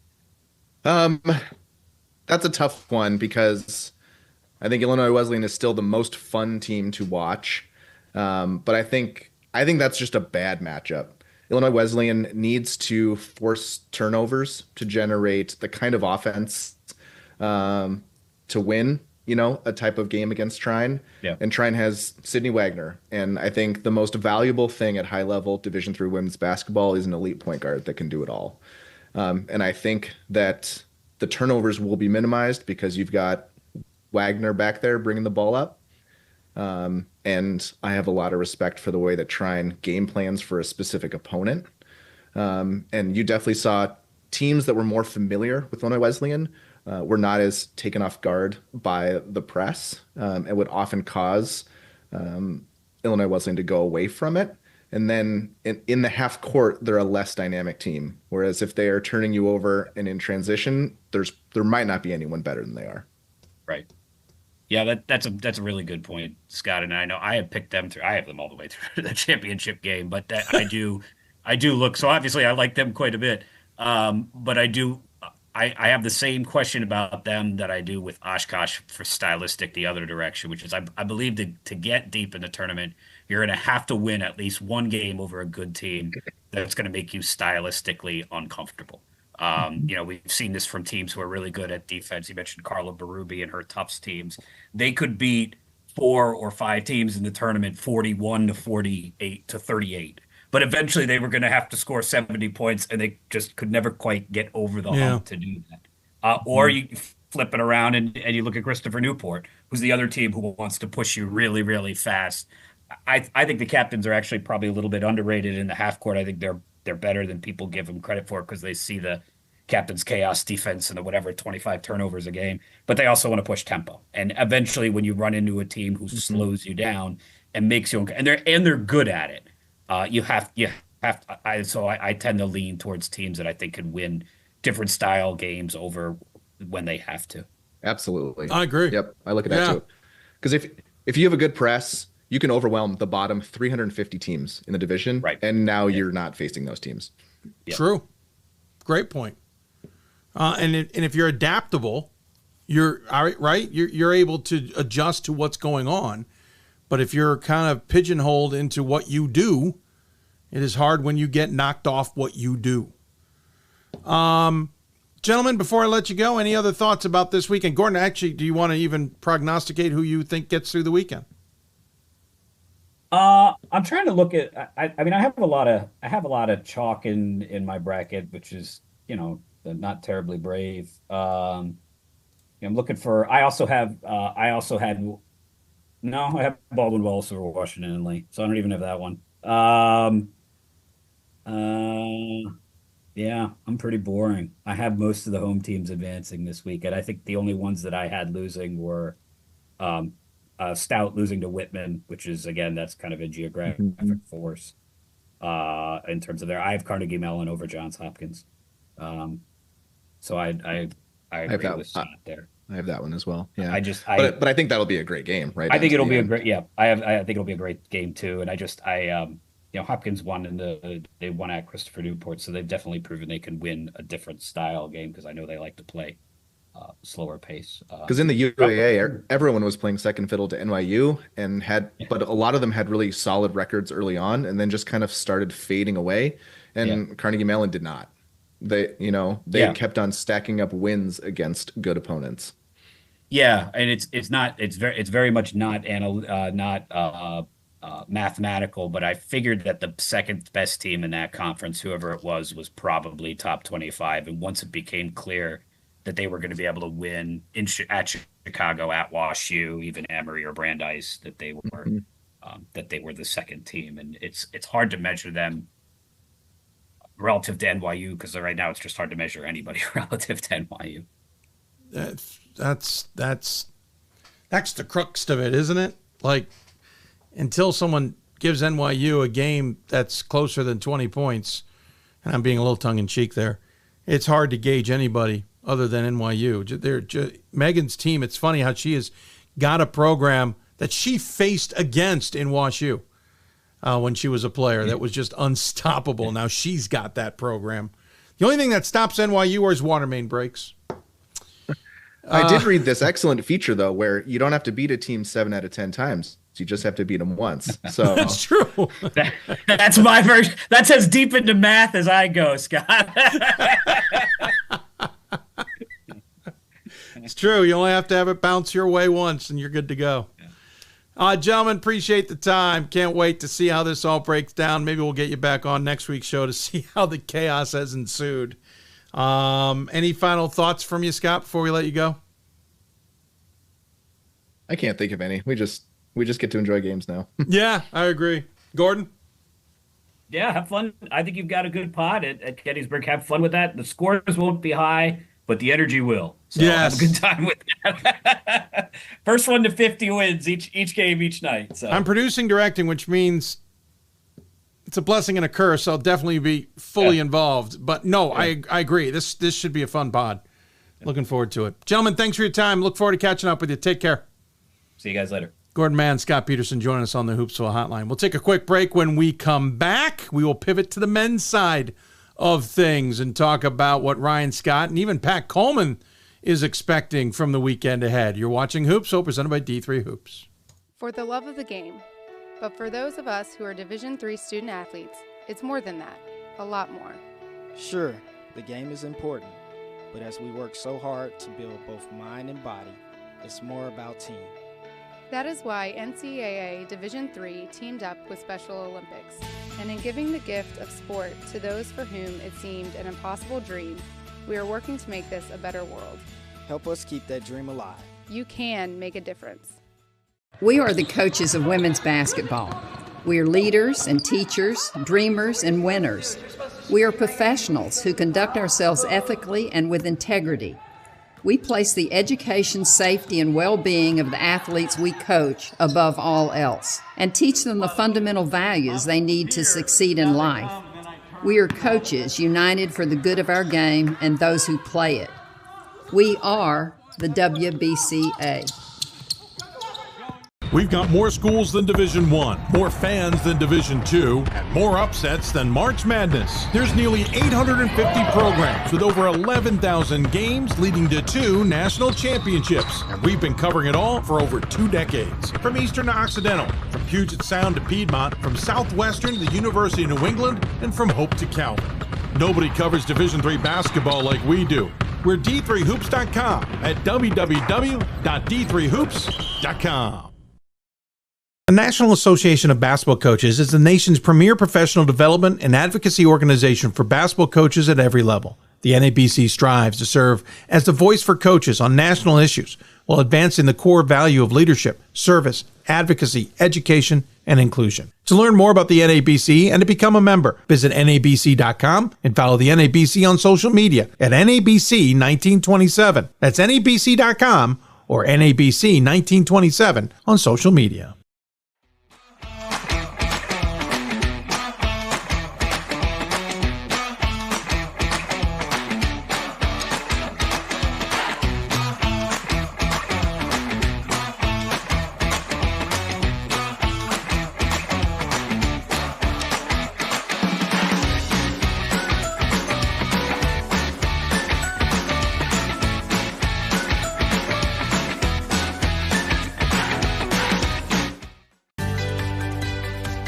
Responsibility is being accountable for your words and actions, first and foremost. It also is an obligation to be a positive influence in the communities around you. Being in a D3 program, you're going to have lots of different opportunities. You're not just an athlete, you're also involved in student life. Your academics are extremely important. We give a lot of our student athletes responsibilities right from the start by giving them leadership opportunities, by having them engage in the community, be a positive influence. That's being a responsible person. There are over 480,000 college athletes. Only 2% would go pro.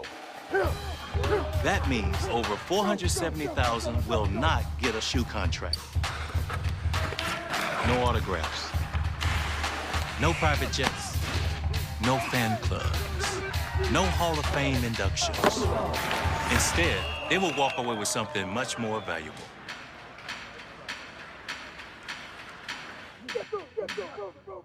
I did receive a non-athletic scholarship upon entering school. I got the presidential scholarship, which was huge for me. I think there's more opportunities for academic scholarships in Division III. I did receive academic scholarships. Just being involved on campus, being a leader, all those things combined kind of get me recognized. It's a great experience for me.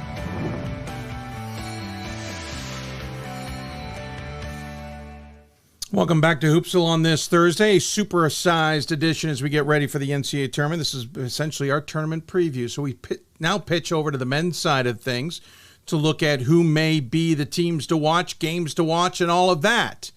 Lots to decide on. Pat Coleman had his thoughts and sent them our way. All right. So, Dave, thanks for giving me a couple of minutes to do my spiel for this show. I'm sitting the opposite direction today instead of facing that way, trying to be you like I was all of last weekend. Looking at a couple of games to watch and then a team that might surprise in the NCAA Division III men's basketball 2025 NCAA tournament bracket. And game to watch for me, I think one of the ones I'm really interested in is TCNJ and Pitt Bradford. First off, these neutral games, and this one's at Hampton-Sydney. That's in your upper right-hand bracket. These neutral games are always supposed to be the ones that are somewhat more ostensibly, evenly matched. You've got an 8 seed and an 11 seed. I feel like, and they're two teams that not complement each other, but they both play to each other's strengths. These are two teams that are really like to push the ball up and down the floor. Pitt Bradford especially. We've seen how many times they've scored in triple digits this year. I feel like that's a game to watch simply for the excitement factor. This is a game that you'll be entertained by, I believe. And you got to tune in pretty early. That's one of those, the first game of the day, which could start as early as 1:15. This one's a little more reasonable for a start time. A couple of we're looking for a second game to watch. My second game to watch for the first round is, I think maybe it's pretty obvious. Maybe Ryan Scott has already said or will already say this, but it's the game that should be played in the second round. This is the game between Redlands and St. Joseph, Maine, where for some reason the 5 seed and the 6 seed in that upper right-hand bracket are matched up against each other in the first round. Redlands, of course, making the trip 3 time zones to the east. They landed at 11:30 p.m., or at least they were supposed to land at 11:30 p.m. last night, coming from Southern California all the way out to the East Coast. So it should be super interesting to see how they perform at Tufts. Super interesting place to play as well. But I think that's a game that should be taking place later in this bracket. Unfortunately, it's taking place in the first round. And then if I'm looking for a team to surprise, that's what we're talking about. I assume you want me to put all these in the same video. So my apologies if you're separating these out. I'm giving to you all at once. It's St. Norbert. I'm looking forward to St. Norbert at Carthage, that game at the Lacrosse Center, not on UW-La Crosse's campus, right? This is a bigger off-campus facility. I'm looking forward to that game. It's another one of those neutral games. St. Norbert coming in a little bit hot, really underestimated throughout the entire season. Did not really give them a chance against Wisconsin Lutheran, and then they went ahead and knocked them off in the NAC final. Look forward to that game being very interesting. Of course, Carthage had a great season and has had a great season. Their season isn't done yet. But I'm looking at St. Norbert as an opportunity to knock them off and surprise them a little bit. These 2 Wisconsin teams going across the state and playing in La Crosse, Wisconsin. So if you're keeping track, games to watch, TCNJ and Pitt Bradford at Hampton-Sydney. St. Joe's and Redlands at Tufts. And then team to surprise, St. Norbert, the 11 seed out of the bottom right-hand bracket at UW-La Crosse. For Hoopsville, I'm Pat Coleman. Well, that was pretty interesting as Ryan Scott now joins us. First and foremost, Redlands St. Joe's, yeah, that's the easy slam dunk game to watch. He picked TCNJ and Pitt Bradford. I have gotten a few calls from people who've seen Pitt Bradford and told me I have got to keep an eye on them, including some officials who've called their games. And then his team to watch was St. Norbert, which admittedly I've been kind of looking at him going, oh, man. Anyway, Ryan joins us here on the Hoopsville Hotline. He'll have his picks as well, but quick reactions to what Pat chose. I mean, I think those are good games. The TCNJ Bradford one was one I was going to point out that just was going to be fun to watch, right? And that's what Pat was pointing out. And I think St. Norbert, I'm not sure that Carthage is the best matchup for them, right? Like, I think in a different scenario, I could see them winning a game or even two. Yeah. These teams coming in on a hot streak, right? That they came in and won the conference tournament. They've won a whole bunch of games in a row. Like, those are the teams you really kind of want to watch out for coming into the tournament. But there are also matchups. I'm already taking a little bit of crap online from that conference that I picked both of their teams to lose in the first round. And I think that one just comes down to matchups, and that's what it is. Some teams get a favorable matchup and some teams don't. And that makes a big difference. I think that's a lot of people talk about point differentials with games and stuff sometimes. And that's where I come down, Ryan. I'll be like, yeah, but the matchup's different. Like, the matchup with team A is one thing and the matchup with team B is different. So, yeah, the point differential looks wildly different, but those are literally two different games. It's not two different teams for that opponent. Anyway, I digress. Right, like Westfield State scores a ton of points, but I guarantee you they will be well under their average against Randolph-Macon. Yes. Great example. Yeah. They're not playing their style against RMC. It's not happening. I mean, they probably will play their style, but they're not going to be as good at it against one of the best defensive teams in the country. What I mean is, right, I'd argue they don't even get fully up to speed on their style, because I think Randolph-Macon, Josh Merkel's smart enough to slow them down in different ways, because it's the matchup that dictates more than anything. Heck, you see that in all sports. All right, so your choice. Let's start with games to watch. What games, I know you'll be at Franklin and Marshall, but what games will you be wanting to maybe be pulling up on the laptop while sitting there watching the games at F&M? Well, so I already told somebody if I had the unlimited budget, I would go down to Texas. That Cal-Lu Hardin-Simmons game, I think, is going to be tremendous. I've been on the Hardin-Simmons bandwagon the whole year, and somehow I got someone on board that last ballot. I wasn't the only one who voted for them. You're right. They're really good. They suffered through injuries at the beginning of the year. They played really well against some good teams, but they weren't up to speed yet. So they lost those, they went up to Whitworth and lost, that kind of thing.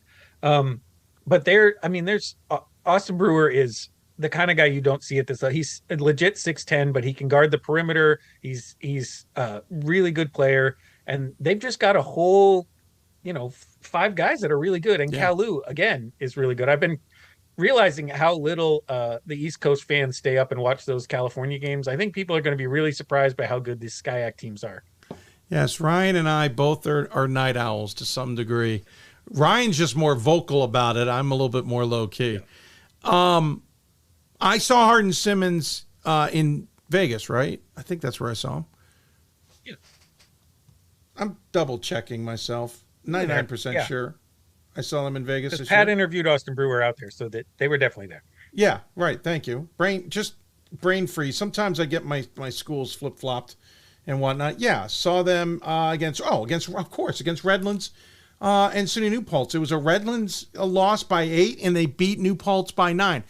I left there liking the Cowboys, understanding that they had injuries and they hadn't gotten up to speed. But I'll admit, they fell off my radar, and that's my fault. They only lost one game after that. The problem is, to be honest, it's the conference.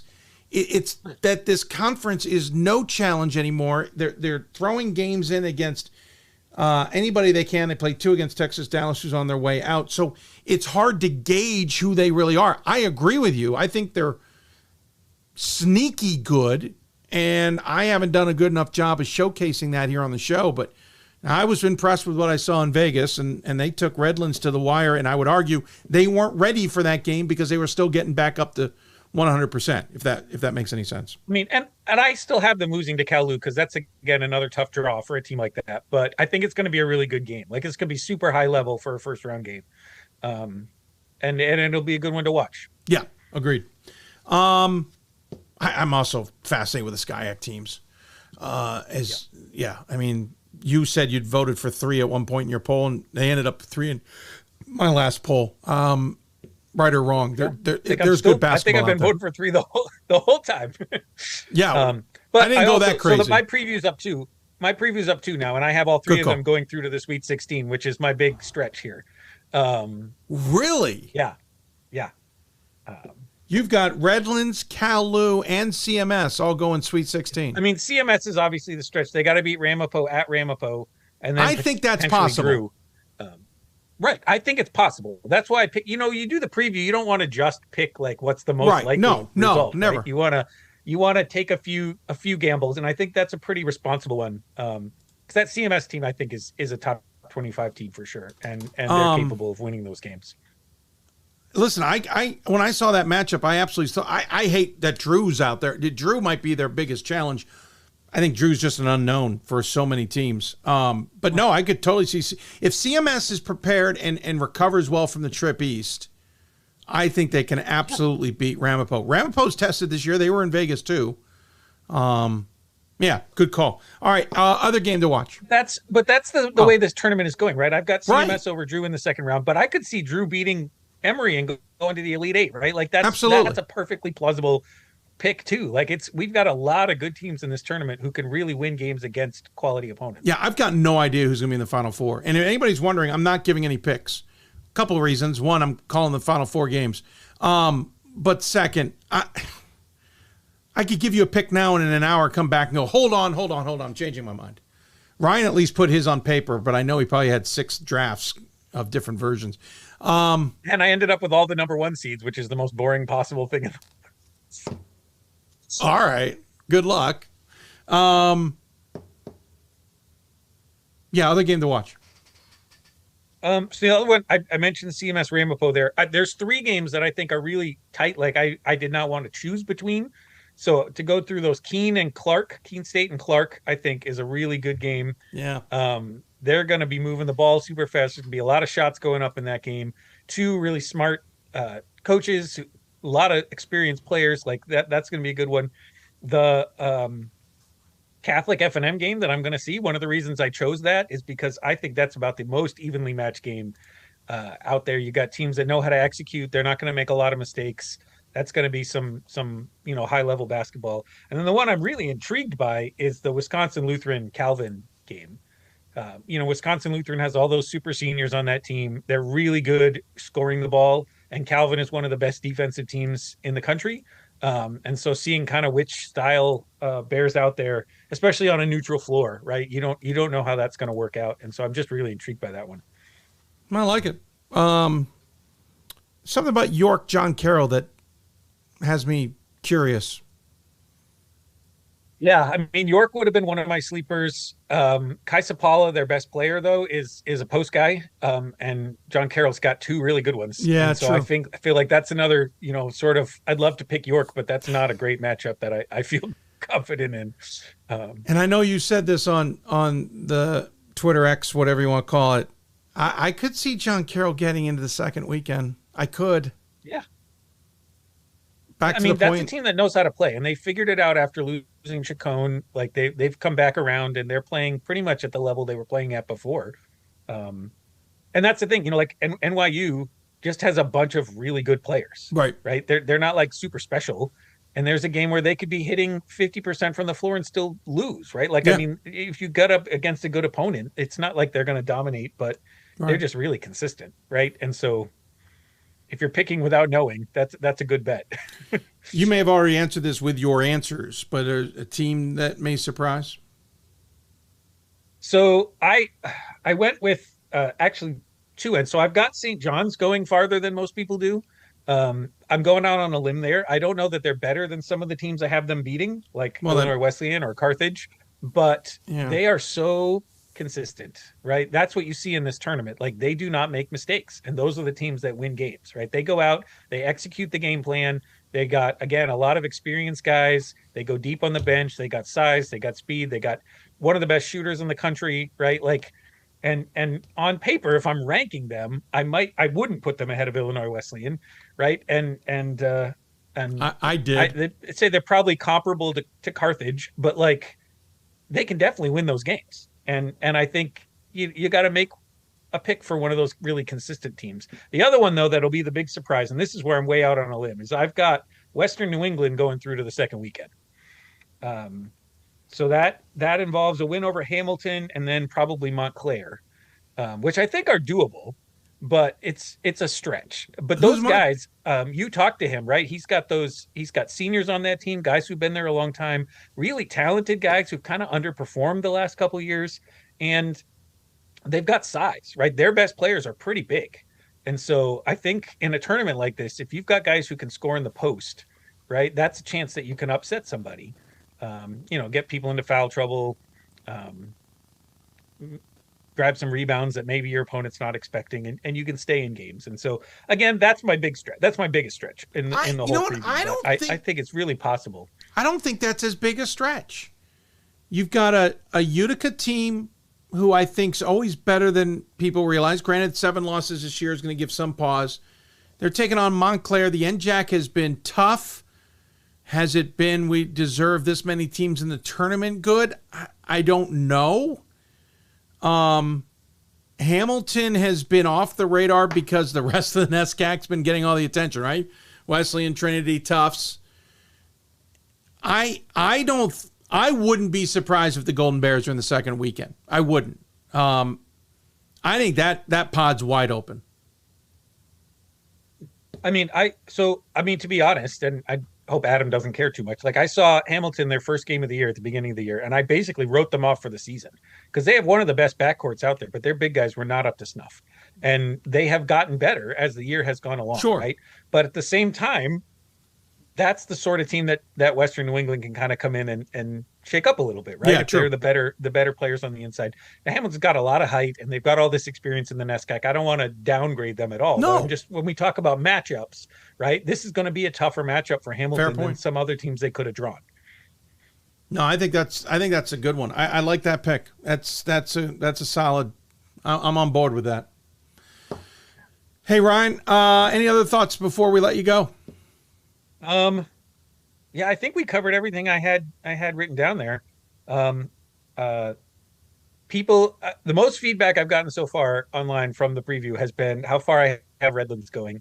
And I would just like people to go back and watch a couple of Redlands games before tomorrow. If you got some time later tonight or tomorrow morning while you're waiting, this is a really, really good team. Yeah. And for the first time, I think, since I've been watching him, Bridgman's got some real size on this team. Yep. Like, he's got big guys who can rebound, which has kind of been their Achilles heel when they get far in the tournament, his teams. And so I really think they've got the capability to go far, but at the same time, maybe they lose round 1, right? Like, right. That's the tournament we're in. I mean, so getting shipped to the East Coast, could always play a factor, but we saw him in Vegas. I saw him 3 times against Hardin Simmons, as we mentioned, and I think another one was against New Paltz. I can't remember who the third was.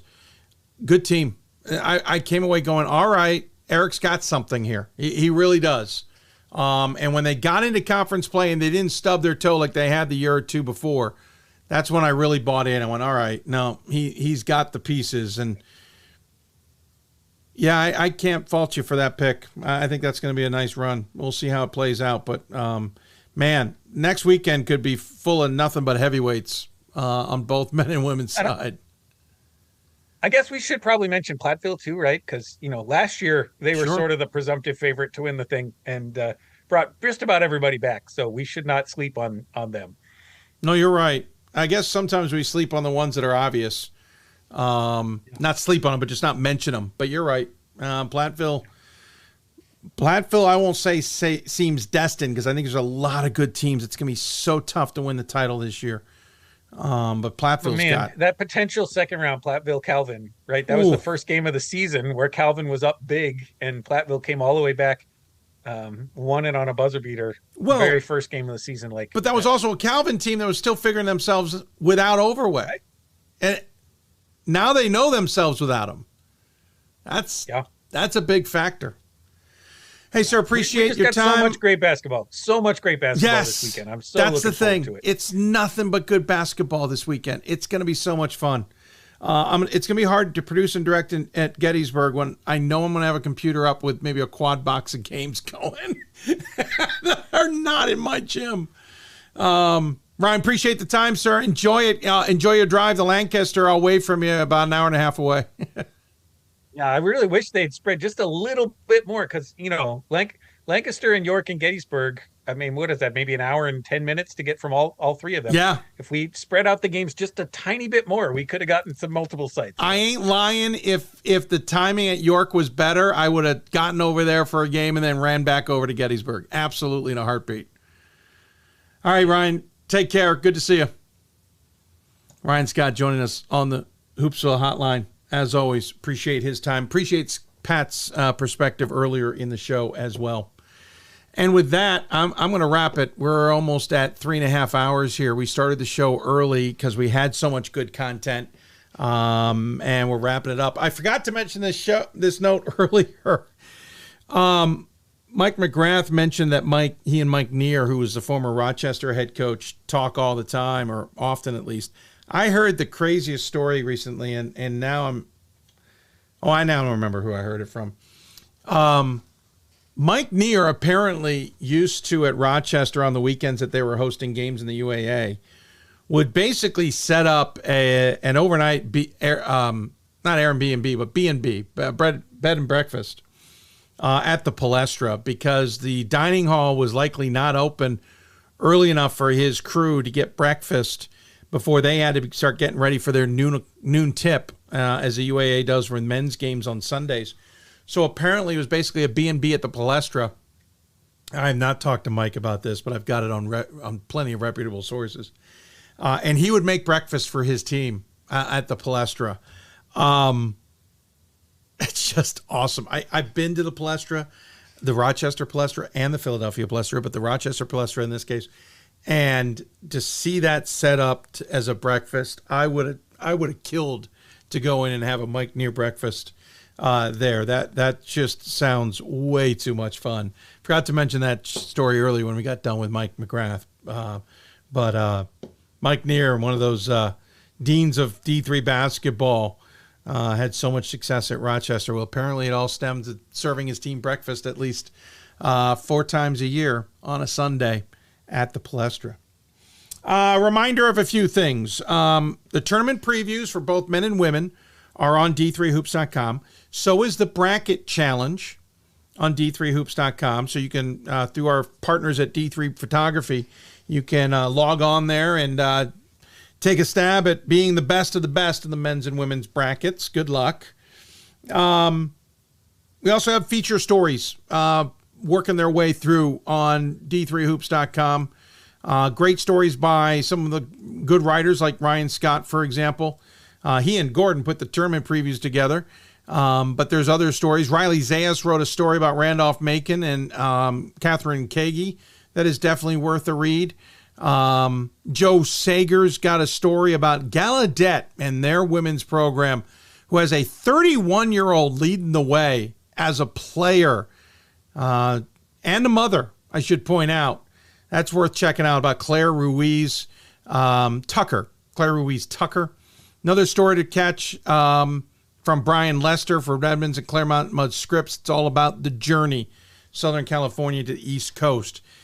Many other stories to come. Pat had a story about Grinnell taking from his interview on Sunday with Hoopsville, talking about Grinnell taking less threes this year and what it's meant to that program and the NCAA tournament berth as a result. David Arsenault talking about that. So great stories as always. Worst case, if you go to the top of d3hoops.com, go to men's news and women's news. So under the news tab, you'll see tournament headlines. And when you click on that, it's every headline to be read. Ryan Scott talks about Mary Washington, for example. Many thought their season was done with their game coming up against Christopher Newport, and they end up winning the AQ and entering the NCAA tournament. So lots of good stories. That's how you can get to them. Also, follow d3hoops.com for the latest scores from the weekend. We have all the links to scores and video. Remember, all the video goes through Hudl and the Championships Pass. So we've got all those scores and links that you need for that. We'll be back on the air Monday, 7 p.m. Eastern, to break it all down. Talk to programs that have gotten through the opening weekend, react to whatever happened on the opening weekend, react to hosting decisions based on results from the opening weekend and hosting priorities. Remember, first weekend, the women had priority. Second weekend, men have priority. Case in point, both NYU programs go through. Men are going to be on the road. The women will get a chance to be at home, barring something wacky, right? Barring something wacky. Women will be on the road. Men will be at home. No, I had that right. Yeah. Hold on. Reset. Women on the road, men at home. I totally got that wrong. I apologize. So, second weekend, let's say both Randolph-Macon teams will get through, or both NYU teams get through. Then the men will get a chance to be at home, and the women will take to the road. And again, championship weekends are in Fort Wayne, Indiana on the men's side. Games Thursday, 5:30 and 8. Championship on Saturday at 4. Women are in Salem, Virginia at Roanoke College at the Krager Center. Their games are 5 and 7:30 on Thursday and at 4 o'clock as well on Saturday. All games on ESPN+. That's going to do it for us. We had a tremendous show. I really want to thank our guests. I want to thank sports information directors who helped us get said guests, because 9 times out of 10, that is, especially this time of year, trying to work schedules and get them to line up, it's not easy. So our guests, I want to thank Wendy Davis from St. Joseph's, Connecticut, Keri and Kacie Carrollo from Whitewater, Mike McGrath from Chicago, Pete Moran from John Carroll, Mike Miller from Messiah. Of course, thanks to Gordon Mann, Scott Peterson, Ryan Scott, and Pat Coleman. Really want to thank the sports information directors who helped us as well. They include Joe Ginley at John Carroll. I want to thank Daniel Schwazjak. I don't know how to say Daniel's last name. I apologize. Probably just butchered it. Really apologize. But also Josh there at Josh Ingram at St. Joe's. Thank you for their help. Thomas Martin. I know you and I have been emailing back and forth. I just want to give a shout out to you, because while you were coming from a place of a scorned lover, let's say, you appreciated the perspectives of others and understood the situation. I'm going through my email and you came up, and I just want to remember that. Angela Kelm, I want to thank her at Wisconsin Whitewater. Also a thanks to Pat Bertholet, I think is how you say Patrick's name, at Messiah. Thank you to his help. Landon at Chicago, thank you for your help as well. You guys are all appreciated. Helped us get this show on the air. Pete Moran's story we will dive into in more depth in the off season when we could do a better job of talking about mental health. But I want to thank Pete especially for coming on this show and opening up about the challenges he faced this season, the reason he stepped away, and how he got back as head coach, or back to taking over the reins as head coach at John Carroll. With that, we sign off. We'll see you Monday at 7. But in the meantime, check out the games. It's going to be an awesome weekend. If you can, have multiple games running. Remember, replays available in case there's any review necessary, even if it's a one-camera setup. We should have a tremendous weekend of basketball. Games are spread out for everybody to enjoy. This is going to be so much fun. Hope you enjoy it like the rest of us. Log on to d3hoops.com. Go through our links. We'll get you all the information you need. And in the meantime, thanks for tuning in, everybody. Thanks for making Hoopsville part of your journey in D3 and part of your tournament weekend as well. Back here Monday, 7 o'clock Eastern. Good night, everybody.